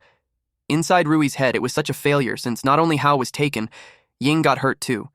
She broke half of the arrow, then bandaged her up. It was all they could do at the moment. She advised her not to move. Ying noticed how the bandits set up an ambush before they even got there. She finds it strange, and it made her wonder how they knew about their movements. Eventually, Youngji reported that the scene had been secured. Most of the vagrant bandits escaped while they were poisoned. There was a severe sandstorm outside, so she knew they couldn't have moved Hao above ground. With that, she suspects they had gone underground. Her men found an abandoned elevator shaft.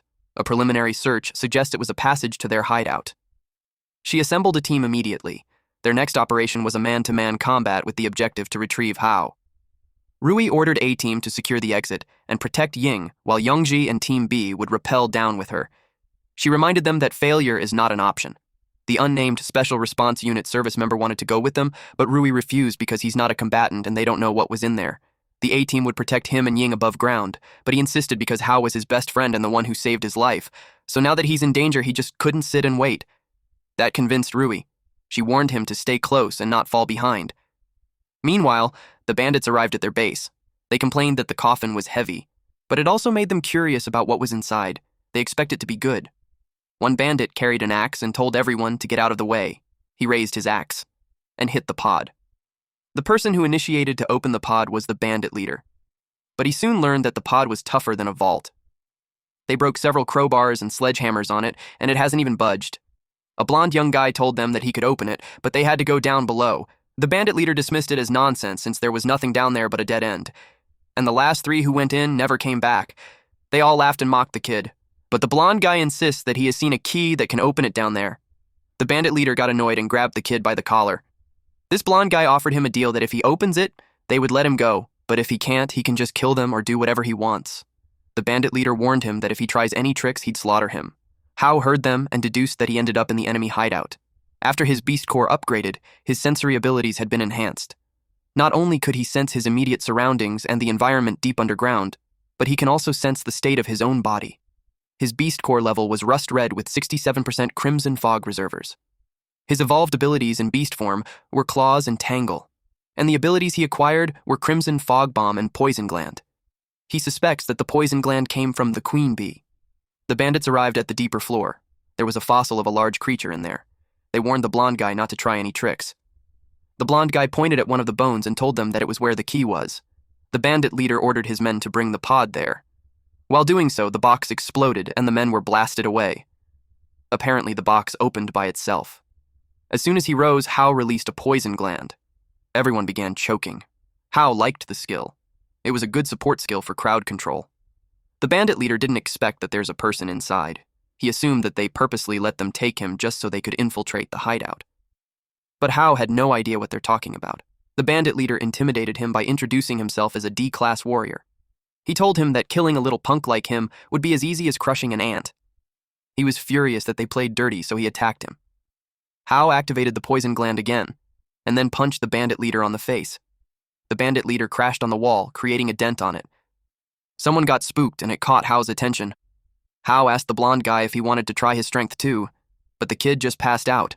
After dealing with the humans, he noticed the surroundings. There were so many mutated beast skeletons in the place.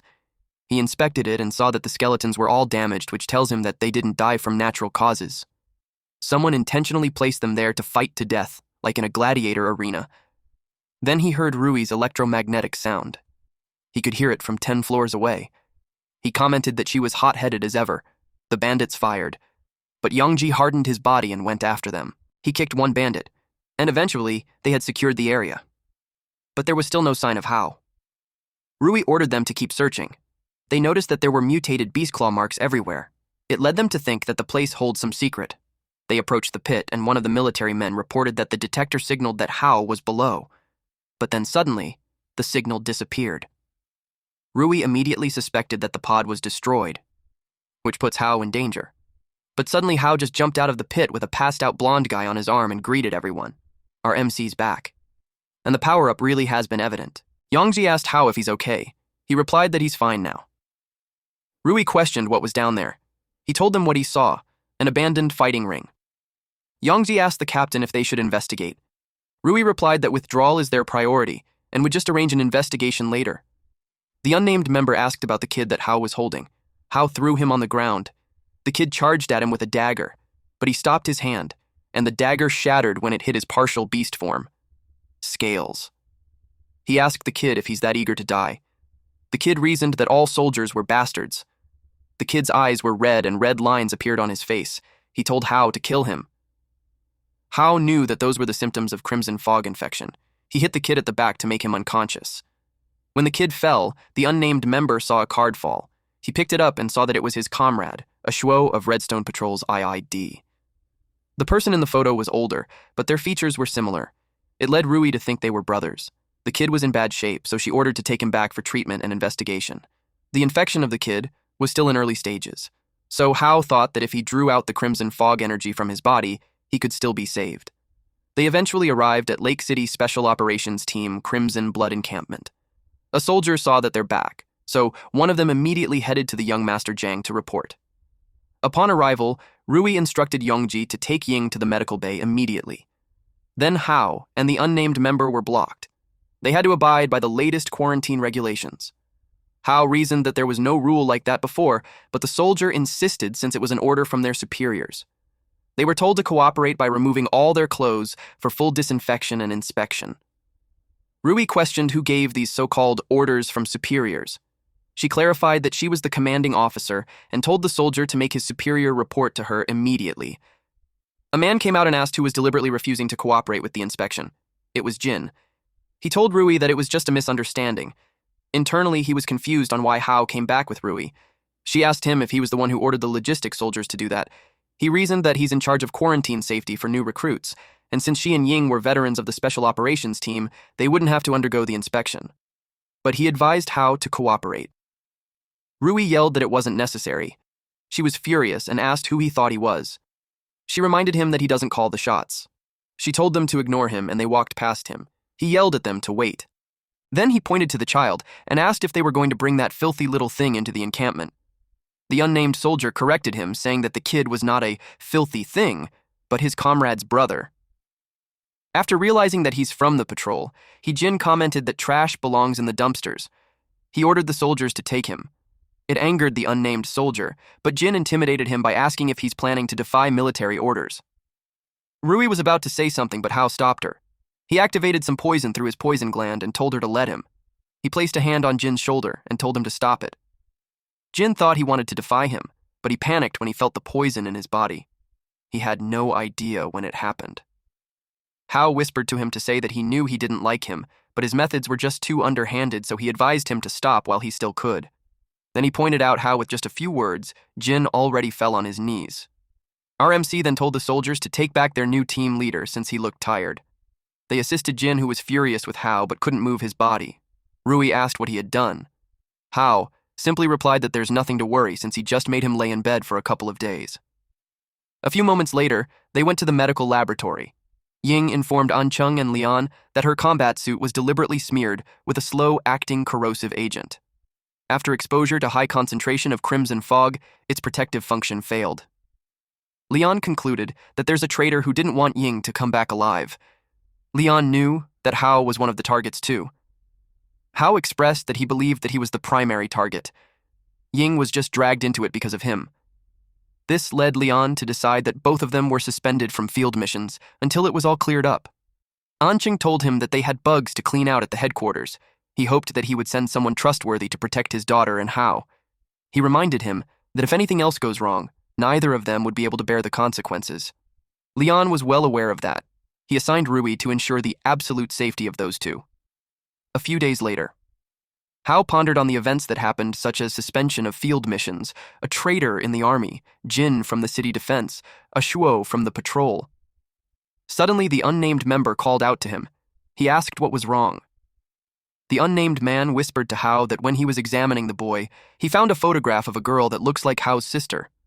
Hao grabbed the man's arm while asking if he's telling the truth. The unnamed man whined that his wrist was going to break. They went to the boy's room. The unnamed member asked the doctor about the kid's condition. The boy's condition was stable, but he would need further observation. The infection was very severe when he first arrived, so the doctor was puzzled on how he suddenly got better those past few days. Hao approached the kid, which made the doctor question what he's doing. Hao requested the doctor to step aside for the Crimson Blood investigation. The doctor was worried. He understood that the kid was a bandit, but the way that the kid's infection symptoms had subsided was highly unusual. He hoped Hao wouldn't do something. Hao was well aware of this because, after all, he was the one who cleansed the crimson fog infection from the body. He saw the photo, and Shui was there. The boy woke up and raised his tone when he asked what Hao was doing. Hao asked where he saw the girl. The boy revealed that it was 6 months ago at the refugee settlement. Then he asked where she was now, but the kid doesn't know. He got frantic as he screamed that they were all gone, including his brother, who promised that he'd be right back if he just waited there. Hao remembered the same scene with her sister, and his promise to come back for her. The unnamed man informed Yan that a Shuo was sent to evacuate refugees back then, but got transferred to another mission during the evacuation. And then he went missing. Hao was puzzled on why he was assigned on another mission in the middle of that one. The unnamed man had no idea, so he suggested looking more into the mission files for the specifics. Hao absorbed the crimson fog from the kid. The unnamed man was confused about what he's doing. He told him not to tell anyone else about it. The unnamed man now knew why the infection suddenly cleared up. Hao told the kid that he would help him find his brother, but he had to tell him everything he knew about the girl in the photo. The kid wanted assurance that he'll really do that. Hao encouraged him to trust, because doing so was beneficial for both of them. The boy started to narrate what happened 6 months ago. After that, at the barracks cafeteria, the unnamed man asked Hao if he's really going back. Hao was certain of that since Shuo had already been on a mission for half a year. He could no longer wait. The unnamed man brought up Rui. She told him that there was a mole in the army that was trying to harm Hao, so he was ordered to stick with him and report any intel back to her. Hao was firm when he informed him that he came there for Zhui, and no one could stop him. Suddenly, Rui showed up behind him and asked who was trying to stop him. She was with Ying. The unnamed man asked Ying if her leg had healed. She replied that Crimson Blood has amazing top-tier medical care. Rui suggested that they move somewhere else to discuss. They transferred to a small conference room. Hao asked them how they all knew. Ying showed him the surveillance camera at the kid's room. The unnamed man was horrified when he learned that Ying was spying on them the whole time. She commented that he phrased it harshly, when she was just trying to protect everyone. There were some internal issues, so it's not impossible that someone could suddenly get kidnapped. Rui admitted that she was the one who had Ying pull up the surveillance footage, and the doctor came to her and explained the situation after he left them. She told Hao that she's not going to stop him. She promised him before that she would help him, so she hoped that he would trust her too. He was touched. Ying added that he should have more faith in her too. She also showcased her own special methods of investigation, and the unnamed man passionately expressed to Hao that he'll always support him. Rui asked him what his plans were. She requested him to explain his plans in detail. He agreed to it. Meanwhile, at the ruins on the outskirts of Redstone City, Before entering a dilapidated building, she was asked for the password. He replied, "Everywhere," and was allowed to come in. He informed the man on the couch that he had urgent business with Chief Hong. The man replied that Chief Hong had no time to see him. She replied that Hao was on his way to Redstone City from Lake City. The man replied that Chief Hong already had intel on Hao. Because of that, she was positive that Hao would meet his end. A few days later at the Redstone City outskirts checkpoint, the city guard had to inspect all entering vehicles. It was chaotic. Rui complained that the line was a total mess. She never saw them so active in defending the city before. Hao was impressed with her nice car. He didn't know that she had that kind of hobby. Since they weren't going there for official business, they can't use the military vehicle, so using her car was more discreet. The unnamed man asked if it was okay to leave Ying at the headquarters by herself. Rui had Youngji keep an eye on her, so she's confident that there wouldn't be any problems. Hao added that Ying had her own way of helping him investigate. She had to stay behind because that thing could only be accessed from the headquarters. Also, Ying could provide remote support through military comms. The window of their car was knocked for the security check. Suddenly, a guard informed everyone that there's an approaching beast 1 kilometer away. It was a pack of iron spine wolves. The defense soldiers fell back as fast as they could. Rui got furious that those men just left them all stuck there. Hao got out of the car and gestured that he'll take care of the monsters. The people ran as fast as they could as the iron wolves approached. One person was about to get bitten. Luckily, Hao clawed at those aberrations. He told the others that if they want to live, they should run. Then he faced the Scout-class iron spine wolves. The scene was so familiar to him. It was the same during his first encounter with them, and that time, he lost his sister. But now he refused to let that happen again. The defense soldiers saw him and couldn't believe that he took out the whole pack of aberrations in an instant. They quickly sent someone to notify Shai that the person had arrived in Redstone City. Those wolves were a piece of cake to Hao. The unnamed man was impressed with him. Rui promised him that she'll handle the rest. She called the defense soldier. She introduced herself and showed them her badge, then she ordered them to stop the inspections immediately and let the people into the city. They obeyed her. As they drove into the city, they couldn't shake off the feeling that the security check had another reason for it. Rui asked Hao what he thought that was. He replied that it seemed like they were looking for someone, but he didn't dwell on it since their top priority was to investigate Ashuo's mission file. They reached the Redstone City Defense Headquarters and went specifically to the archives room where all the patrol team's mission files were.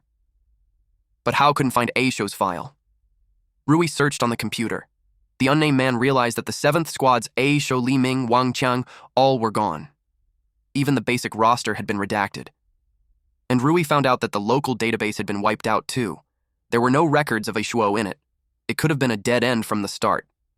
Hao asked if there were any other options. She called Ying to ask if she could find it. Then she informed them that Ying had a way to access the database files, but she needed time. The unnamed man was surprised that she was that skilled. Hao wasn't, though, because Ying calls herself Miss Know-It-All. Then the unnamed man remembered that Captain Jia was a veteran of the former government army. He trained Ashuo when the patrol team was first formed. He was hopeful that he knew about that mission. They decided to see him at Captain Jia's house. It was such a mess that they could tell it was a sign of struggle. The marks were fresh, so they assumed that the fight had just ended recently. Hao determined that it was the city defense team. Rui wondered why the city defense team would go after Jun. The unnamed man shared that Hao stood up for the captain before and beat up the city defense captain, Shi, to a pulp, so he deduced that this was revenge. And Hao had this feeling that it was all aimed at him. The inspection was to confirm whether he had entered the city. It got him riled up to face them head-on. A few moments later, some soldiers arrived. They were glad to have finally found Rui. She asked them who they were. One of them was the Redstone City Defense Adjutant, Li Ben. He received word that she came, then informed her that Jia Jun of the patrol team under his command went missing while on a mission outside the city, so he would like to seek her assistance in the search and rescue. It was their army's business, so she couldn't see why she had to help them. He reasoned that the aberrations had been unusually active, so their regular forces were no match for them. Rui and Hao glanced at each other. They understood each other without saying a word. She agreed to help, but on the condition that Ben was coming with them. Ben argues that it's not a good idea since he would just get in their way. She asked if he's refusing, then she clarified that she's not asking. Instead, she's ordering him. Then she warned him that if he refused, he could have him executed on the spot for insubordination. They got him inside the vehicle. They drove on the outskirts of the city. Then they probed Ben why they would send Jun on a mission when they knew that the aberrations were unusually active lately. Hao suggested that they sent him there to die on purpose. Ben denied it. They reached the area that he told them. Hao could tell something was not right. Rui asked what was wrong. He replied that Ben told them the area was teeming with aberrations, and yet he didn't smell any crimson fog. Meanwhile, Ben was in a rush to get out of there quickly. The unnamed member saw him fiddling on his phone. He asked what he's doing. Ben argues that he had brought them all to the location of the incident, so his job should be done, so he had his squad pick him up. Then he told the unnamed member to tell Rui that he leaves the search and rescue on her hands. And then he walked away. But Rui blocked his path and told him that he's not going anywhere. Hao placed a hand on his shoulder. Then she probed him on what their objective was. Suddenly, lightning and thunder roared. Ben feared for what's coming. It was as if he already knew it. The lightning struck the ground. Ben was deeply terrified. He expressed how he didn't want to die. It was as Hao expected. The low-level aberrations weren't around because of that thing. It was a Dominator-class Thunder Beast, and this monster roar could even summon lightning around it. The Dominator Thunder Beast stood there in front of them. The unnamed Special Response Unit service member was terrified. He wondered why it suddenly appeared there. With the unusual aberration activity and the border patrol going missing on a mission, Hao could tell none of this was a coincidence. Ben tried to run away. Rui ordered the unnamed personnel to catch him and not let him escape. So the unnamed personnel chased after Ben, who refused to die a meaningless death there. They saw the Thunder Beast charging up its breath attack, and then it unleashed it. They got out of the way. But the attack was so powerful that it messed up the area. Hao knew that getting away won't be easy. Rui told him to hold it off while she goes to get her weapon. Someone watched them from the roof. It was Sure.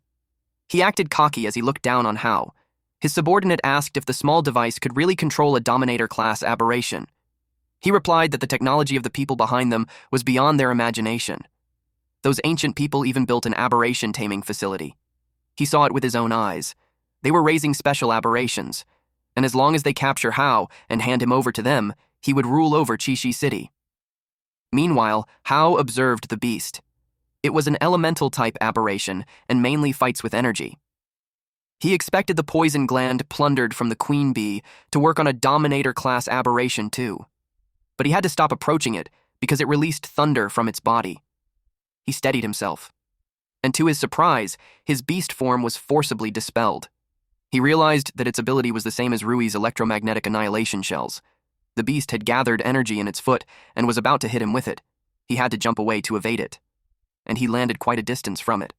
He realized that he couldn't let his guard down. He had confirmed that it was different from a normal Dominator-class aberration. With lightning surrounding it, there was no way to get close. Rui asked if they just had to get rid of that lightning armor. He asked if she could do it.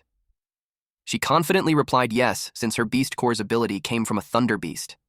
A Thunder Beast's lightning could annihilate surrounding particles and nullify other abilities. If she fired an annihilation shell with all her strength, she could cancel out the Thunder Beast's lightning armor. But only for a very short time. It would recover quickly. Hao charged ahead while telling her that a single moment is all he needed. He approached the beast as it released thunder from its body. He gave her the cue, and she fired the electromagnetic annihilation shell. The lightning armor was gone. Hao used the chance to attack it with his beast form claws and venom. Then he glanced at it to see how it liked the queen bee's potent venom. It worked. The poison slowed its movements. Its attack became too slow. He continuously hit it with his claws. He noticed that its attack power was stronger than any Dominator class he had fought before, but without its lightning, its physical strength was far inferior. But he also knew that without Rui's annihilation shell, he wouldn't even have a chance to get close. That pushed him to be stronger. He saw it retreating. Hao suggested that since it was there, it should leave something behind. Shi's subordinate panicked when they saw that the aberration was about to lose. Rui noticed that Hao had grown a lot recently, and it inspired her to get stronger too. Shi was still cocky because he brought another thing aside from the Dominator class. Rui was surprised when she saw sharp teeth behind her. She didn't expect there to be another one. Hao was overwhelmed when he saw that there's another one. It was about to eat Rui. Immediately, Hao rushed to her and pushed her away from it. She fell on her butt. Then she saw Hao get eaten in her place. She called his name. But she noticed that the monster trembled. It struggled to close its mouth. Because Hao pushed it open, he refused to be devoured. Eventually, he was able to push himself out of the mouth. Seeing the enemy prepared 2 Dominator classes, he couldn't help but comment that they think highly of them. This second beast was a Stealth Beast Dominator class. Rui rushed to his side and asked if he's okay. He replied that he's fine. He didn't expect there to be an invisible aberration. Rui explained that it was a specialized aberration. It enhances its own stealth, then launches an ambush on its target, and it's generally hard to deal with without support members who have super sense. Suddenly, the Thunder Beast released a beam towards them. Hao was surprised that the Lightning Beast had already recovered. Then the Stealthy Beast went behind them. He knew their situation was bad. He got hit from behind, and that threw him on the ground. Rui got worried for him. She counterattacked and unleashed an electromagnetic blast bomb. It electrocuted the Stealthy Beast, and then it disappeared again. That beast's stealth was extremely high. Even with his perception, he could barely track it. Rui informed him that she hit it with her electromagnetic grenade so she could sense its movements through the magnetic field. Hao asked for its position, as he planned to finish it in one strike. She told him that it was behind him and asked if he's confident. He replied yes with certainty. Then she informed him that it was coming from behind him. He stepped on its mouth and pushed it down while his hands helped to keep the mouth open, and then he pointed his hand on the inside of its mouth and fed it with his attack, and that blasted its head away, one beast down. So for the remaining one, he asked if Rui could use that move again. She wasn't wearing her aberration armaments, so she doesn't have enough energy to spare for that move. But she knew another way to break through its lightning armor. He asked what it was. She coated him with her remaining energy, creating an ionized layer. It's very short, it would only last for about 10 seconds. But the ionized layer could only withstand one attack from the Thunder Beast. That was enough for him. He valued that single chance. The beast spread its thunder on the ground. He jumps to avoid being electrocuted. He can't afford to get hit before he gets close. He focused all his power into his right hand. He used a beast form lightning claws and made a hole on the Thunder Beast's stomach. Shi's jaw dropped when 2 of the Dominator class beasts were defeated. Even 2 B ranks might not have been able to beat them, and yet mere C ranks were able to.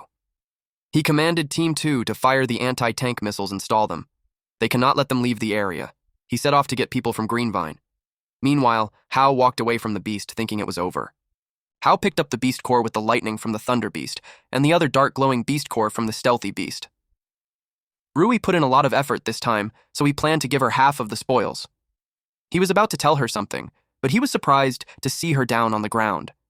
At the same time, the unnamed personnel arrived and reported that he got Ben. Ben was screaming that he doesn't want to die while the unnamed personnel dragged him. He saw Rui lying on the ground and immediately asked Hao how she was. Hao explained that she overused her powers and exhausted her body. Thankfully, it was just physical exhaustion. There were no signs of crimson fog corrosion. Little did they know that on a rooftop nearby, Shi and his men had set up the anti-tank missiles. One of them reported that Ben was there, but Shi just told them to ignore him, since it was his fault for courting death by coming there when he was only told to lure them there. Hao and the unnamed personnel were surprised when they were attacked by the standard-issue military weapons. Ben couldn't believe that Shi abandoned him. He decided to go all out instead. He revealed that it was all Zhang Shi's idea. He said if they capture Hao, they would get promoted and strike it rich. He also shared that Shi was hiding nearby, and he was the one who instructed him to lead them there. Meanwhile, Shi was annoyed that not a single shot hit. His men explained that the Thunder Beast's recent attacks were full of lightning strikes, and it messed up the surrounding electromagnetic field so they couldn't aim precisely. The unnamed personnel noticed that the attacks had stopped. Hao ordered him to take Rui back and contact Ying to tell her that Shi of Chishi City Guard has mutinied and attacked Rui. He also wants him to take that adjutant back and interrogate him thoroughly. He also wants him to tell Ying that the Chief of General Staff, Lian, must be informed about this. The unnamed personnel drove the car and called out to him to get inside the car. He got annoyed and asked him if he was stupid. If they were all in the car, they would be sitting ducks, so he planned to cover him as he pulled away. The unnamed personnel didn't like that, but then he saw him kicking the missile away. He had no choice but to leave and promised to support him as soon as he got Rui back to safety. Shi's men reported to him that all their shells were intercepted by Hao, and they saw him approaching them. She ordered his men to stop him. He was expecting the people from Greenvine to be there any second now, but before those men could move, Hao already dashed away. He took those guys down with his swift movements. Shi questioned how he was so strong. He couldn't believe that he still had strength after taking down 2 Dominator-class beasts. Hao kicked him on the legs, and then shoved him down on the ground using his beast claws. Hao tightened his grip on Shi's neck while greeting him that it has been a while. Shi tried to explain that he was just forced into doing those things. Hao told him that he provoked someone he shouldn't have. Unexpectedly, someone punched Hao. It pushed him back. Shi was relieved to see Lu Feng, a B-class soldier from the Green Vine group. He thanked him for saving him. Feng questioned if rats talk so big nowadays. Hao asked who he was, but the man replied that it wasn't for him to know. He was surprised when Feng disappeared. Fortunately, he was able to block the attack using his forearms. They continuously attacked each other using their bare fists. But Hao had an opening, and he was hit right at the torso. He crashed on the ground. Then it was followed by an explosion. Feng uttered that the higher-ups took Hao seriously, so he thought he was some kind of badass, but turns out he was just a sewer rat. He couldn't believe that Shi still managed to lose to that trash, even after receiving 2 Dominator class. Shi could only apologize. Feng left the rest to him and headed back. Shi assured him that he won't be disappointed this time. He kicked Hao in the face, while uttering that even after all that trouble, Hao still ended up like a dead dog. He called someone to make a video call with Jia Jun. The guards woke up Jun because the boss wants to see him. Shi showed Hao to Jun. Jun recognized Hao and started cussing at Shi. He challenged him to come at him if he had a problem with him. Shi answered that he would make sure that the son of a bitch Hao would die a miserable death. Then Shi ordered Squad 2 to assemble and take Hao back to the taming base. All this time, Hao was listening to them, and because of that call, he found Jun. But first, he absorbed the red-grade beast core. Then he was transported 300 meters below the ground at the Chishi City Green Vine base. His arms and legs were chained and a green light shone on him. The system notified him that the Dominator-class stealth beast core had been absorbed. He now has a skill called Shadow Stealth. With this, he could enter a stealth state for 3 minutes. Movement speed was increased in stealth. The first attack after stealth ends in a guaranteed critical hit. Hao cracked the capsule that he was in. When the glass shattered, the green liquid flowed out. Based on the route, he could tell that the place wasn't far from the ruins. He didn't expect that such a place was hidden outside the city. Meanwhile, the researchers panicked since subject 0907 had escaped. They notified the security personnel immediately.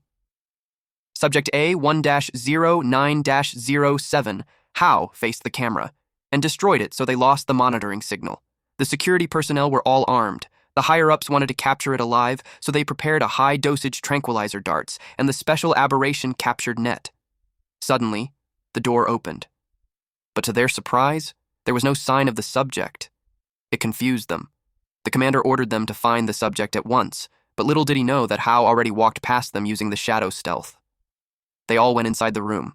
They worked so hard to catch that subject, so if it can't find it, they would all be screwed.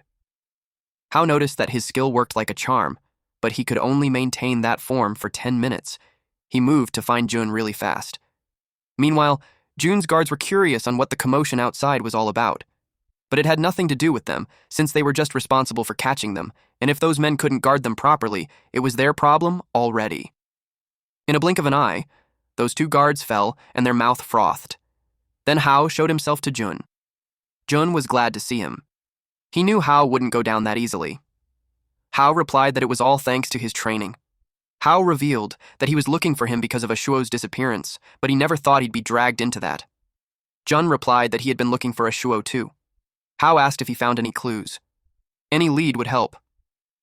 He answered that things were more complicated than he imagined. Right after the patrol team was formed, the city guard transferred away a lot of the guys in the name of various special missions, but they never heard from them again. The higher-ups insisted that they were missing in action from their missions. But he wanted to investigate further, but Shi has been obstructing and pressuring him behind the scenes. Hao realized that the whole thing was deeper than he thought. He knew that the city guard wouldn't be able to pull this off on their own, so someone must be behind them. If he could just get a hold of Shi, he's certain that everything would come to light. The guards found him. Jun protected him and told him to get out of there. He doesn't want to drag him any deeper into it. The commander of the guards ordered to kill the patrol captain and capture the subject alive. Hao jumped real high and took them all down. He replied that if he ran away, getting himself captured would have been all for nothing. He asked Jun if he could still move. The captain stood straight and grinned while asking him, "Who do you take me for?" He replied that he's Jia, the Undying. Meanwhile, Shi ordered to release all the beasts otherwise, none of them would be able to stop him. But those men argued that he doesn't have the authority to order them around. She couldn't understand them, so he pointed out that their commander wasn't there, so they should listen to him. He told them that if Hao gets past them, they're all finished. Meanwhile, Hao stopped on his tracks.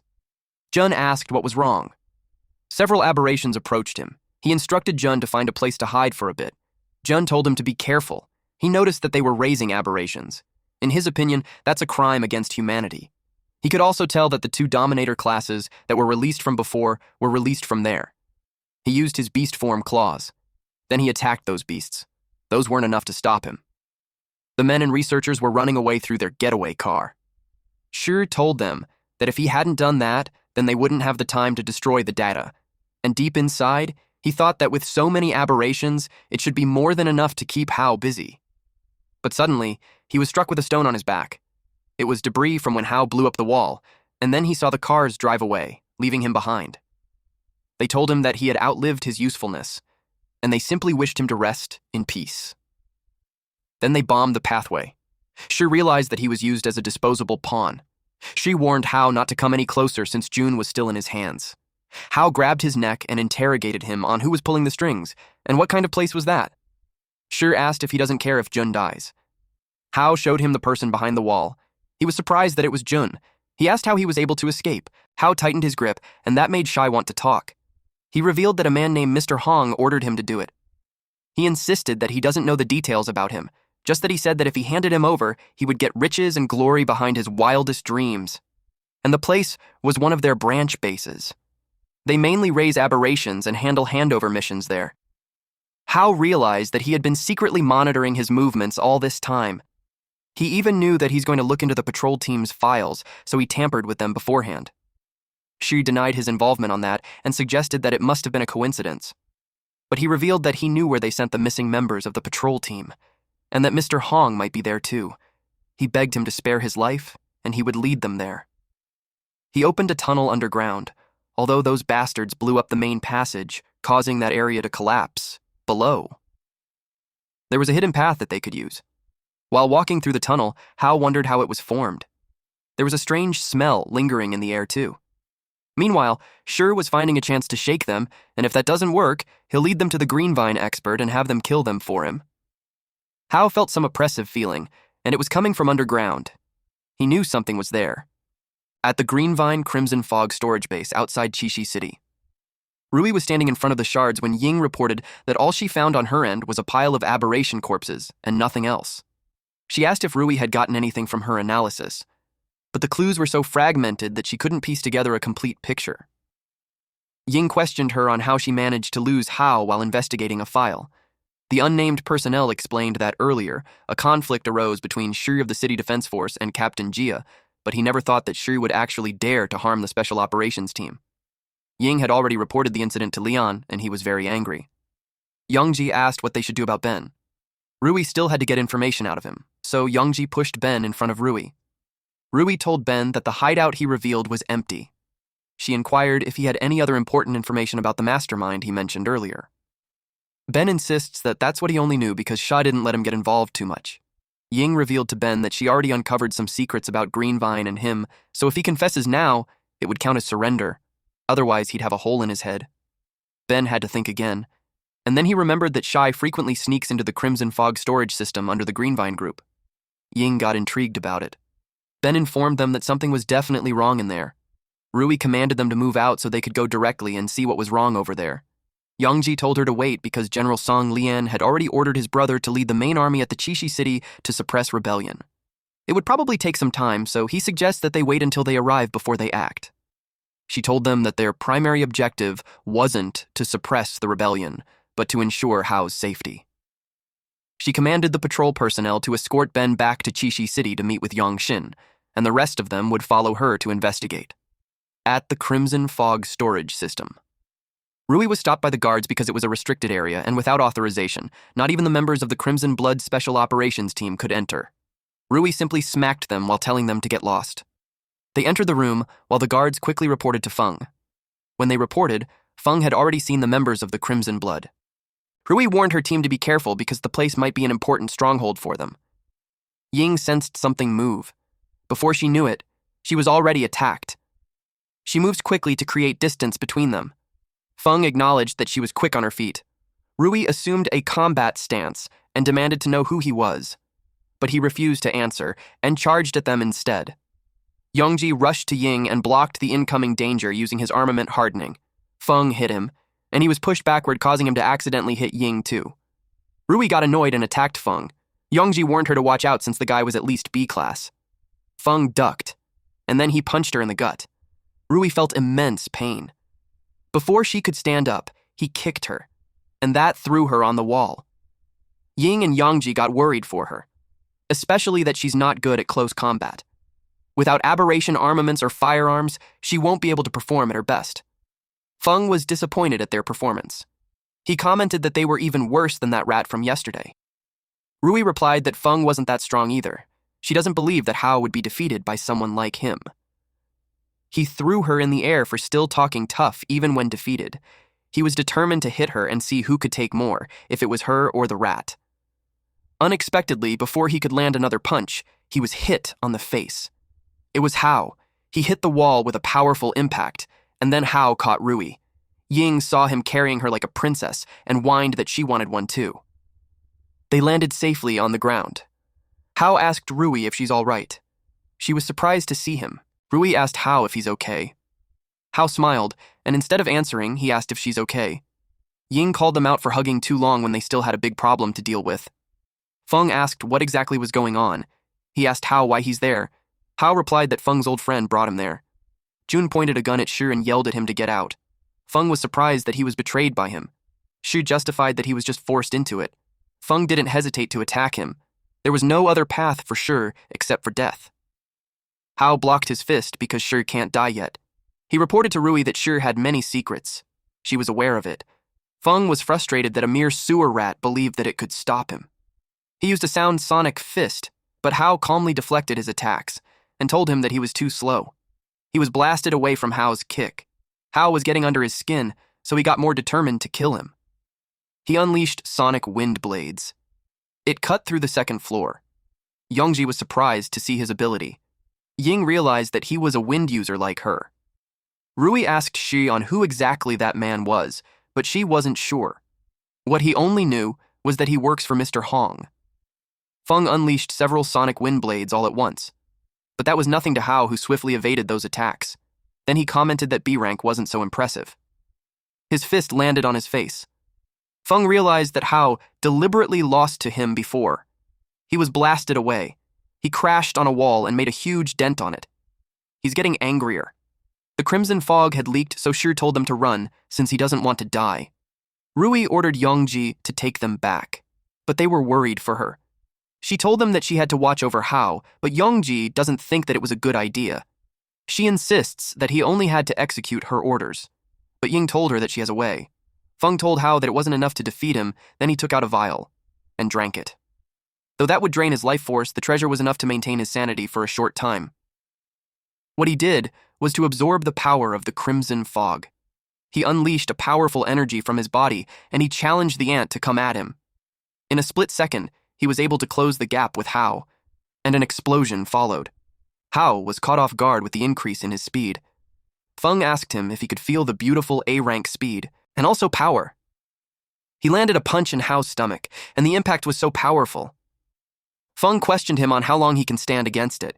He deemed that it was time to end, but he got confused. When he saw the wind, apparently Ying made a wind array wall, and followed it up with a storm's blessing. Hao's body felt lighter. Ying proudly shared that it was her specialty. Feng unleashed a powerful attack in an attempt to end them all. It was a crimson fog blast. Hao wondered if that was his absolute power. Seeing that nothing happened with his attack, Feng got confused if what he saw earlier was an illusion, or if Hao absorbed his attack.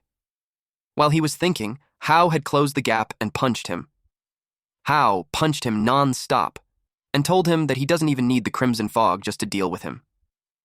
Feng could no longer defend himself and just wondered what kind of monster he was. Hao had injured him badly and asked him where Mr. Hong was. Some men in black suits watched Feng lose through the screen. A red, long-haired man was amused that Feng lost. It makes him more interested in Hao. This person was Mr. Hong, the Greenvine Group Chishi City person in charge. He realized that they had to raise their surveillance level on How. His subordinates asked what they should do now. He instructed them to destroy the remaining data and evacuate with him. He let the thing in the basement clean the place up. There was a red crystal stone in a machine, and an aberration who had been hungry for a long time. Concurrently, Hao asked Feng on where Mr. Hong was, but Feng was unconscious. Ying inspected the body and told Hao that Feng could no longer answer because he had hit him so hard. He admitted that he didn't even hit him that hard in the end. Hao asked Sure if he had sent everyone from the patrol squad in there. He replied yes and volunteered to take him down there. She led the way. And then he told them that opening the door requires a password and he doesn't really know it. Hao replied that they don't have to know it. He kicked the door open. Then he asked if everyone was there, but she didn't know. He was only responsible for bringing them there, and he doesn't know anything else regarding the rest. Hao was startled. Rui noticed his reaction and asked what was wrong. He pointed at the right side. He sensed a human presence behind the door. They couldn't force it open since they might hurt the people inside. Ying told them to leave it to her. He asked if she could open it. She set up her laptop and replied that she's an expert. She started typing on her laptop, and then eventually she got it. The door opened, and it revealed capsules with humans inside. Their jaws dropped when they saw it. Yongji didn't expect there to be so many captured people. Rui got angry. She grabbed Shar by the collar and asked what the hell they were doing. She insists that he doesn't know because he only brought the people there and he had no idea about anything else. Jun saw Aishuo in one of the capsules. Hao immediately got to work to get him out, but Ying stopped him. He asked her what she was doing, and she asked him back the same question. She explained that those were life support devices, and if he breaks them, there might not be a way to save them. Rescuing them requires specialized equipment, so she suggested that they report to the tech bureau first. Suddenly, Rui had received a call from her subordinate. Apparently, Youngshin had arrived in Redstone City. She told them to bring them to the Crimson Fog storage base immediately. After the call, she received a report from Yongji about the strange device in the room. She asked what it was. When Shir saw it, he was so terrified that his knees weakened. Ying noticed that the fluctuation was strange. It seems to be releasing energy outwards, and inside was a highly concentrated crimson fog. Suddenly, they felt an earthquake. But Hao sensed that something was coming, so he informed them to move quickly. Ying was being targeted, but Hao was able to make it in time to deflect the attack with a kick. Yongji saw that Feng had entered a beast form.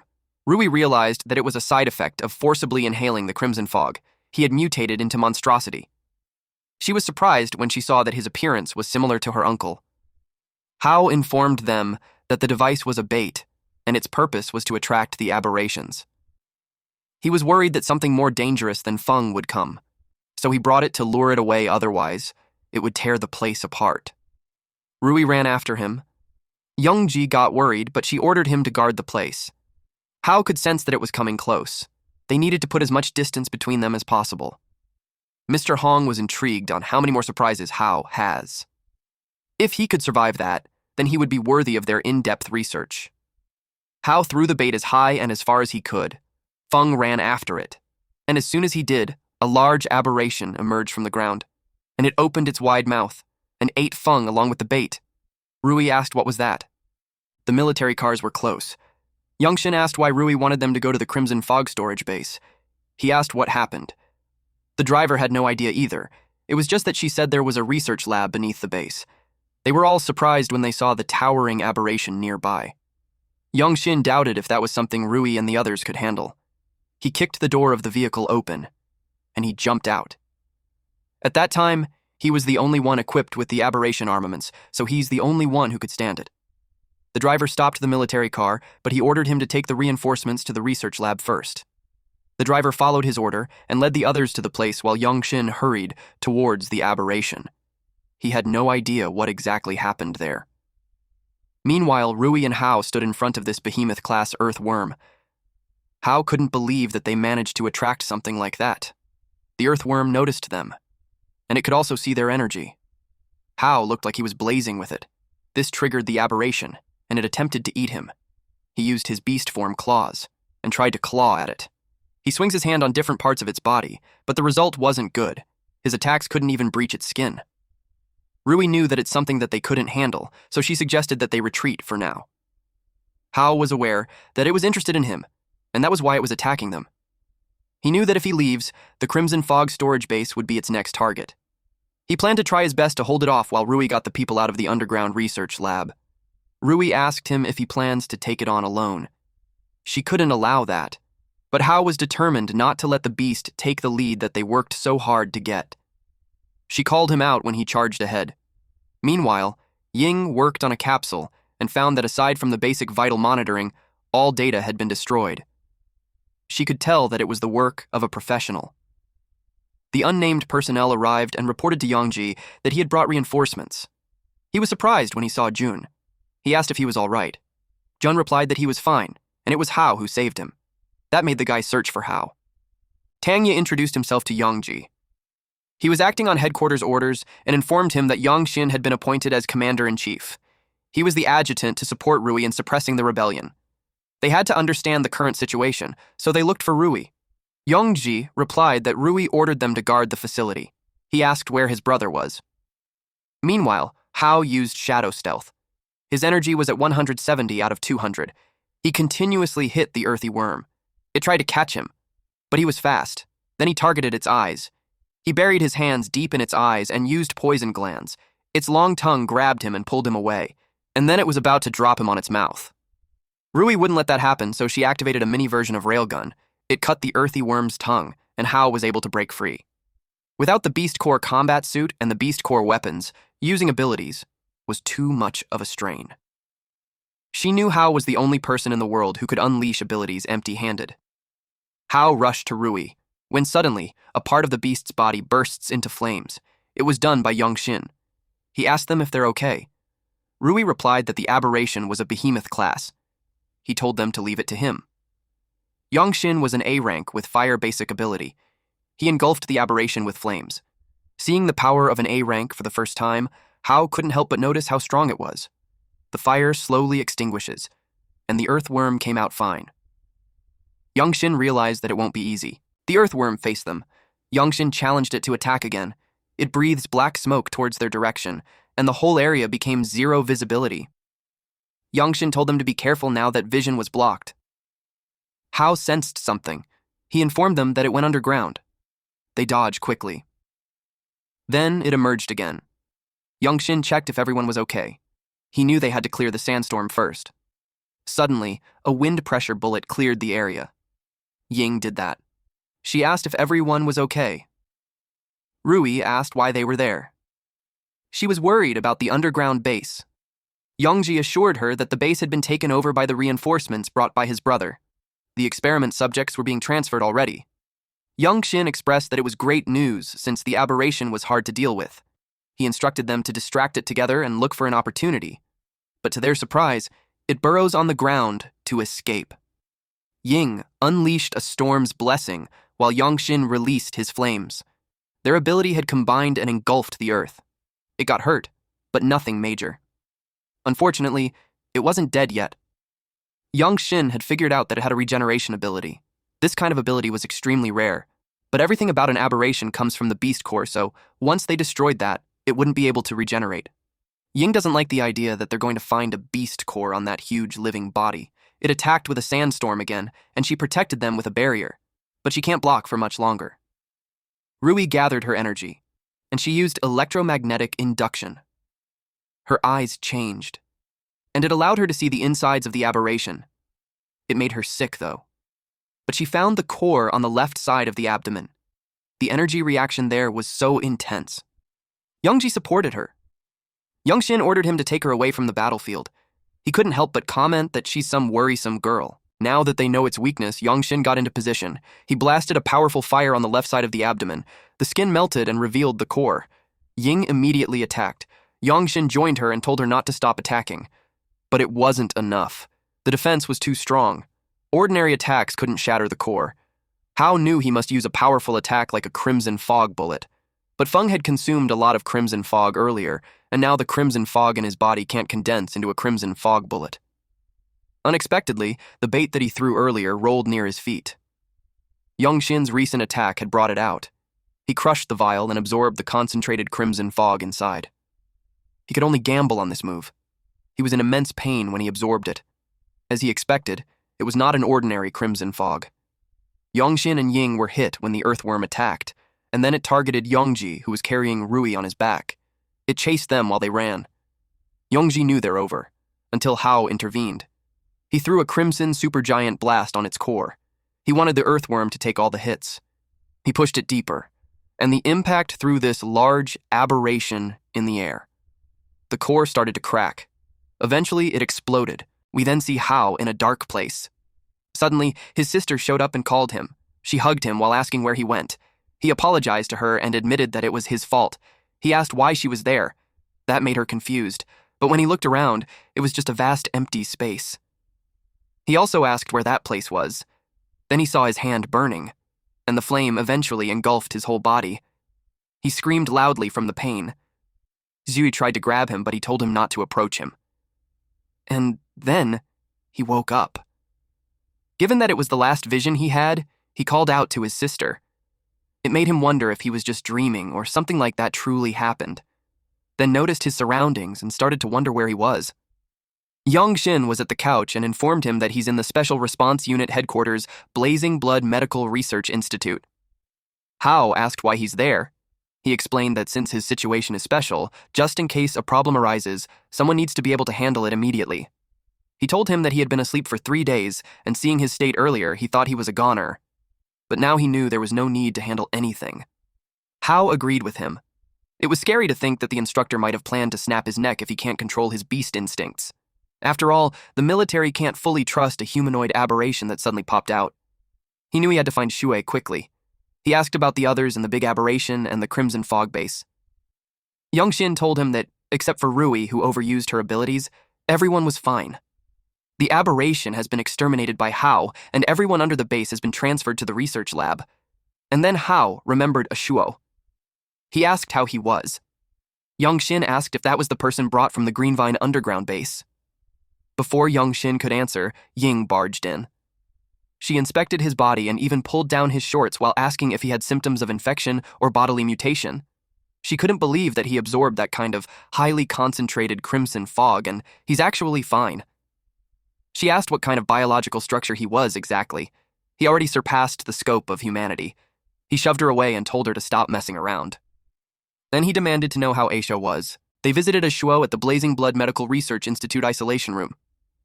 Hao was informed that there was a large amount of concentrated crimson fog inside Ashuo's body, although there was no mutation or infection, but his consciousness won't recover that quickly. Hao didn't expect that result. That made Hao so angry at Shi. He wanted to know about the person behind the research. Yongxin informed him that she had already confessed. He asked what Shi said. He had an assumption that it was linked to Greenvine. Rui entered the room and answered that it was all done by Shi. He couldn't understand how that was possible when Shi mentioned about Feng and Mr. Hong, the aberrations under the taming base, and the research lab under the Crimson Fog base. Rui knew all about it, but all the evidence found points to Shi, and he admitted it himself. She could tell that there was an invisible hand manipulating all this from behind. Then she told him to follow her because the Chief of General Staff wants to see him. He asked her how she knew where he was. She replied that Ying notified her. He looked at Ying with a growl on his face. He realized that she didn't change. He worries that he will be monitored by her even when he eats, showers, and sleeps in the future. They arrived in front of the office and Rui knocked. They were told to come in. She reported that she brought the person. Ansheng was already on the couch. He told Leon to come sit already since everyone was there. Ying called out her pops for secretly eating snacks by himself. Leon invited everyone to sit down. He skipped the small talk and directly informed Hao about the matter of him defeating the Behemoth class had already spread, which means not only the military but various factions were eyeing him. He told him that he is now in the eye of the storm. It seemed calm, but strong winds were already raging around it. If he's not careful, he might get sucked in. He asked him if he had any plans regarding that. Originally, Hao had planned to act in secret, but he didn't expect things to get this big. He knew that him being called there solemnly was definitely not just for simple questioning. He responded that he wants to hear the Chief of Staff's opinion. Leon confirmed with him if he knew the matter regarding Shari. He replied yes, but also expressed that Shari was hiding something. Leon informed him that the statement given by the Greenvine group was that they knew nothing about the underground base and the taming base, and internally, there were no senior executives with the surname Hong. After all, Greenvine Group has a lot of cooperation with the military. Before obtaining irrefutable evidence, it was inconvenient to investigate them publicly. Ancheng added that the previous mole incident hasn't been cleared up yet, and there were multiple factions in the military checking and balancing each other. Under these circumstances, even if they want to investigate the Greenvine, they can't do it because the higher-ups won't allow it. Hao inquired what they mean by higher-ups. They simply told him that it was the apex of their world, the highest level of the SU government. So, Leon wished to borrow Hao's power. Hao realized that this old fox appeared like he was caring about him, but turns out it was just inconvenient for him to act on his own, so he wants him to be his pawn. Rui pointed out that just as he said, Hao was in the eye of the storm. She asked him why he would still want Hao to do that. Yongxin explained that rather than being hunted like prey, it was better to transform into a hunter and pounce back. To survive, changes must be made. Leon told him that there was no need to answer immediately. He encouraged him to go back and carefully weigh it, and then tell him his decisions. Then, he instructed Yongxin to take care of them during this time.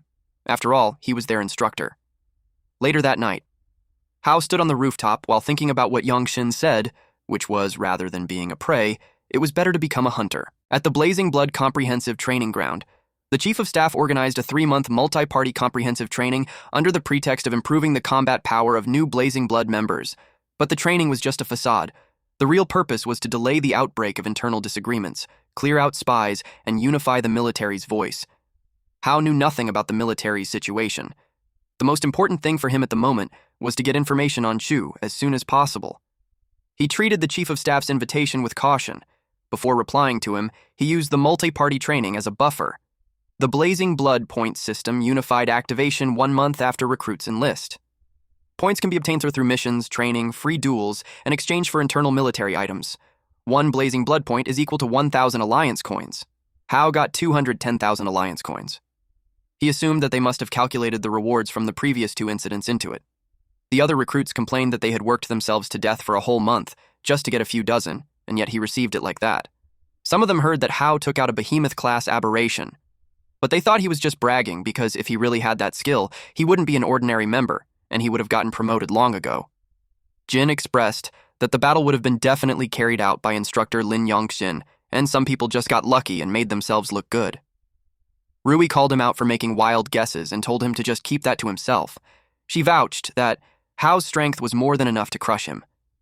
Ying seconded that statement. Jin insists that anyone could talk big. Captain Tang Ye arrived and told them that they're all comrades, so there's no reason to engage in meaningless arguments. Tang Ye was the captain of the Blazing Blood Squad 7. He explained that Hao's points were calculated by the system according to the established rules. He has already verified it with Yongxin. But he also acknowledged that it's reasonable for everyone to be curious about the high-score earner. So he asked Hao for some pointers on everyone's behalf, and he'd wager 40,000 Alliance coins. Their jaws dropped. 40,000 was enough to upgrade a dorm room to a single room with a private bath for a whole year. Ying encouraged Hao to fight him, and if he wins, she volunteered to tell him how to spend the fortune. Hao knew that Jin won't stop tripping him up. He used this chance to establish his authority. At least before responding to the Chief of Staff, he'd be able to reduce necessary trouble. He responded that he'd play along. Captain Tang was recognized as the strongest B rank with rich combat experience. No matter how powerful Hao was, he was just a rookie. Captain Tang informed Hao that his Beast Core has an ice-type ability, and he wanted to see his unique Beast Core armament. He attacked by making ice emerge from the ground. Hao jumped to evade that. As expected of the strongest B rank, the power was much stronger than Feng. But Captain Tang wasn't done yet. He warned Hao to be careful. He unleashed ice crystals. Hao ran away to avoid it. He noticed that although the destructive power was strong, the speed wasn't as fast as Feng's. Then Captain Tang unleashed a glacial star slash. It was a powerful and destructive attack, but Hao remained focused.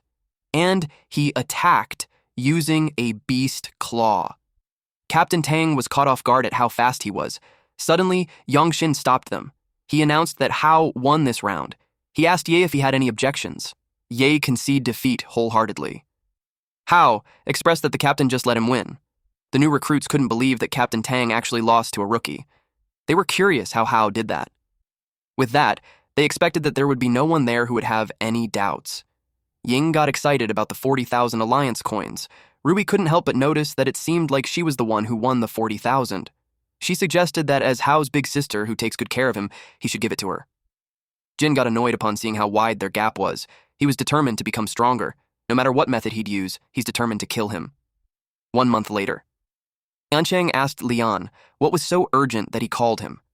Lian gave him a picture and informed him that in the northwest region, a vicious beastman attack incident occurred. The local patrol team tracked it, and the direction the beastman last disappeared in was Suyin town. Hearing about the beastman, Ancheng had an idea who it was. Lian affirmed his suspicion and told him that the analysis results showed that it was his younger brother, Song Zhao. He asked Ancheng on what is the probability of a beastman recovering their sanity based on his current research. Ancheng replied that it was less than 1%. Beastification was not just physical, but it also invaded the mind. Someone like Hao, who could maintain his original self, was a miracle among miracles, and no one knew how long he could maintain it. He asked what Lian planned to do. If the beastman couldn't be captured safely, then it could be eliminated. He urged him to think carefully, because if Rui finds out about it, she would never forgive him. Back then, when he placed righteousness over their family, she was already displeased. Lian reasoned that in order to protect more innocent people, it comes with costs. And he firmly believed that. Meanwhile, Rui just got out of the shower when she got a call. Ying found a major intelligence, and she informed her. After hearing about it, she dashed away. She barged in her father's office and asked why he didn't tell her the news about his uncle. He asked if Ying leaked it to her. He warned her not to get involved, and he planned to send the special action team to handle it. She requested to go with them. He asked her if she had the courage to pull the trigger if she was given the order to kill Song Zhao. She couldn't answer. So she was relieved of her mission to protect Hao. Without his order, she wasn't allowed to leave the headquarters. After that encounter in the underground parking lot, Ying had waited for her there because she knew she would come there. She gave him a backpack that contained emergency supplies. And as for her father, she would figure out to buy her some time. Rui thanked her. She pointed out that her favors were very expensive, so she has to remember to pay her back. She recalled the time her uncle protected her from an aberration. She regretted not mustering courage back then and telling her father that her uncle was eroded to protect her. Things probably would have been different. She drove the car while feeling determined on not backing down this time. She swears to find a way to turn her uncle back into a human at the base cafeteria. Ying was glad that Hao finally thanked her properly by buying her a meal, while the unnamed personnel was touched by his gesture, and also it was because he hadn't had such a rich meal in half a year. Hao knew that was an exaggeration. He acknowledged how they had helped him before, and he also happened to have the cash this time, so he encouraged them to eat well. Though he inquired why Rui and Yongji didn't come. Ying informed him that Rui had something to do and asked for a few days' leave, and Yongji seemed to have other missions as well. Hao was under the impression that Rui was actively trying to win him over, just to get him to join the chief of staff's faction. But seeing her attitude towards the chief, it didn't seem like that. It made him wonder what Rui wanted from him. Suddenly, Ying received a message. It made her brows furrowed. She showed it to Hao. It made him jump to his feet. The unnamed personnel asked him what was wrong. He answered that A Shuo woke up. The guy asked if they're going to go see him now. Hao couldn't wait any longer. He instructed Ying to call Ali. She asked why, and the unnamed personnel explained that Hao promised him that he would help find his brother, and they haven't told him that they found a Shuo since he was still unconscious. They made it to the Blazing Blood Medical Research Institute. Ali called out to his brother. A Shuo turned his attention to him. Ali hugged him and asked where he was. He simply apologized. The unnamed personnel cried when he saw this reunion. Hao apologized for interrupting them and expressed that he had some questions. A Shuo asked who he was, and Ali answered that he's their benefactor. Hao showed him a picture and asked if he remembered her. He encouraged him to think about it carefully. Ying jolted his memory by reminding him of March 11th, 2088, where he executed a search and rescue escort mission, and the girl was among them. He remembered that it was the day Crimson Fog erupted. The military temporarily formed a rescue team, and he was sent to the city center to search and rescue survivors. He could remember the scene being extremely tragic. Everywhere there were infected, mutated monsters and dead people. And they found a girl near a crashed helicopter. She didn't have any major physical injuries, but she doesn't remember anything. And they could only send her to the shelter established by the military. She stayed in the shelter for about 2 days, and 2 people came. They held a warrant signed by the higher-ups. The paperwork was complete. They said they were taking her for psychological trauma treatment.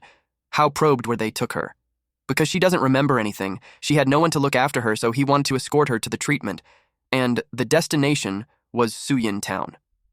After arriving at Suyin Town, he received other mission arrangements. After he left, an accident happened, and he doesn't remember anything about what happened after that. How ingrained in his brain about Suyin Town? Ying was bothered by this because Suyin Town was there, Zhao had appeared recently, and Jue was taken there. She knew that wasn't a coincidence. She got curious on what secret the town has. Meanwhile, Rui reached Suyin Town, an outer mountain area. They had investigated the entire town, but there was no news of her uncle. She wondered if her uncle was truly in the mountains, and also, she's curious what those guards were guarding. The guard asked his colleague why the boss wanted them to strengthen the security. The colleague replied that people had been asking around for news in the town, and their boss was afraid that the matters in there would be exposed. Rui saw that they loaded the trucks. She could tell that whatever was loaded in there wasn't ordinary. She noticed the CCTV, and only then she realized that the place has surveillance, and the guards saw him, too. They took out their guns and aimed at her. They didn't want to let her get away, and they immediately notified their boss. Rui ran while they fired at her. The guards notified the perimeter to catch her. She kept running. Several people blocked her path, but she didn't want to be stalled there. She attacked them with electricity, and that blasted them away. For this covert operation, she only wore beast core gloves, so she can't use her full power. But it should be enough to deal with those small fry. The guards realized that she was an ability user. One of them told the guards to get out of the way. He was mad that she dared to sneak into his territory. She glanced at him and hit him with her ability. But that guy claimed that it didn't even hurt. He grabbed her wrist and threw her on the ground. This man is an underground boss, and he's a B rank. He demanded to know who sent her. Rui was surprised that her lightning strike had no effect on him. That led her to consider that he could be an ability user too. This time, almost all of her enemies went to take her down, but she struck them with her lightning. Unfortunately, the underground boss has lightning resistance. Although she can't use her ultimate move, paralyzing him temporarily should be no problem at all. She used electromagnetic annihilation. It was such a powerful attack that the impact made the ground crack. The underground boss made the ground rise for it to be his barrier. If he hadn't done that, he might have lost to her. He warned her that she won't get another chance. He revealed that he's wearing a military combat suit type M1, which could amplify the user's abilities and increase the user's resistance to strikes. She recognized that military combat suit, so she asked why he had that equipment. He ordered everyone to get her. After interrogating her for the person behind her, he would let his men have fun with her first. One of the guards had claimed the first turn. Rui was in a difficult position. Without the combat suit's assistance, using her ability causes a state of exhaustion. Suddenly, this guard was punched. Hao had arrived. He asked Rui if she's okay. She was surprised to see him. The underground boss and his men were alarmed that an accomplice showed up. He issued an order to take them down, and he would reward his men 10% of the mine's profits. Of course, those men got motivated, so they charged right away. Ying prepared her wind and blew them away. The underground boss got pissed off that another ability user showed up. He asked who exactly they were. Ying asked them the same question. She also demanded to know why they attacked Rui.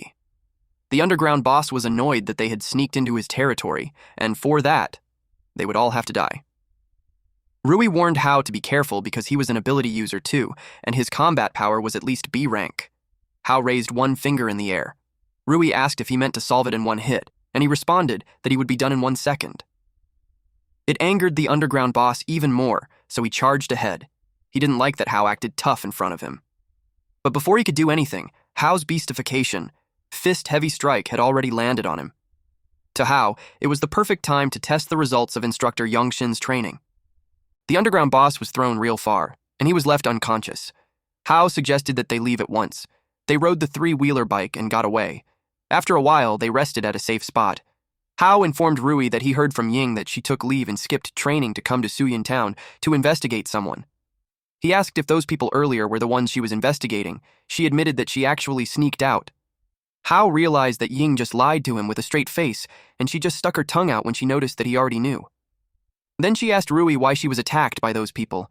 She shared that they were a local underground gang.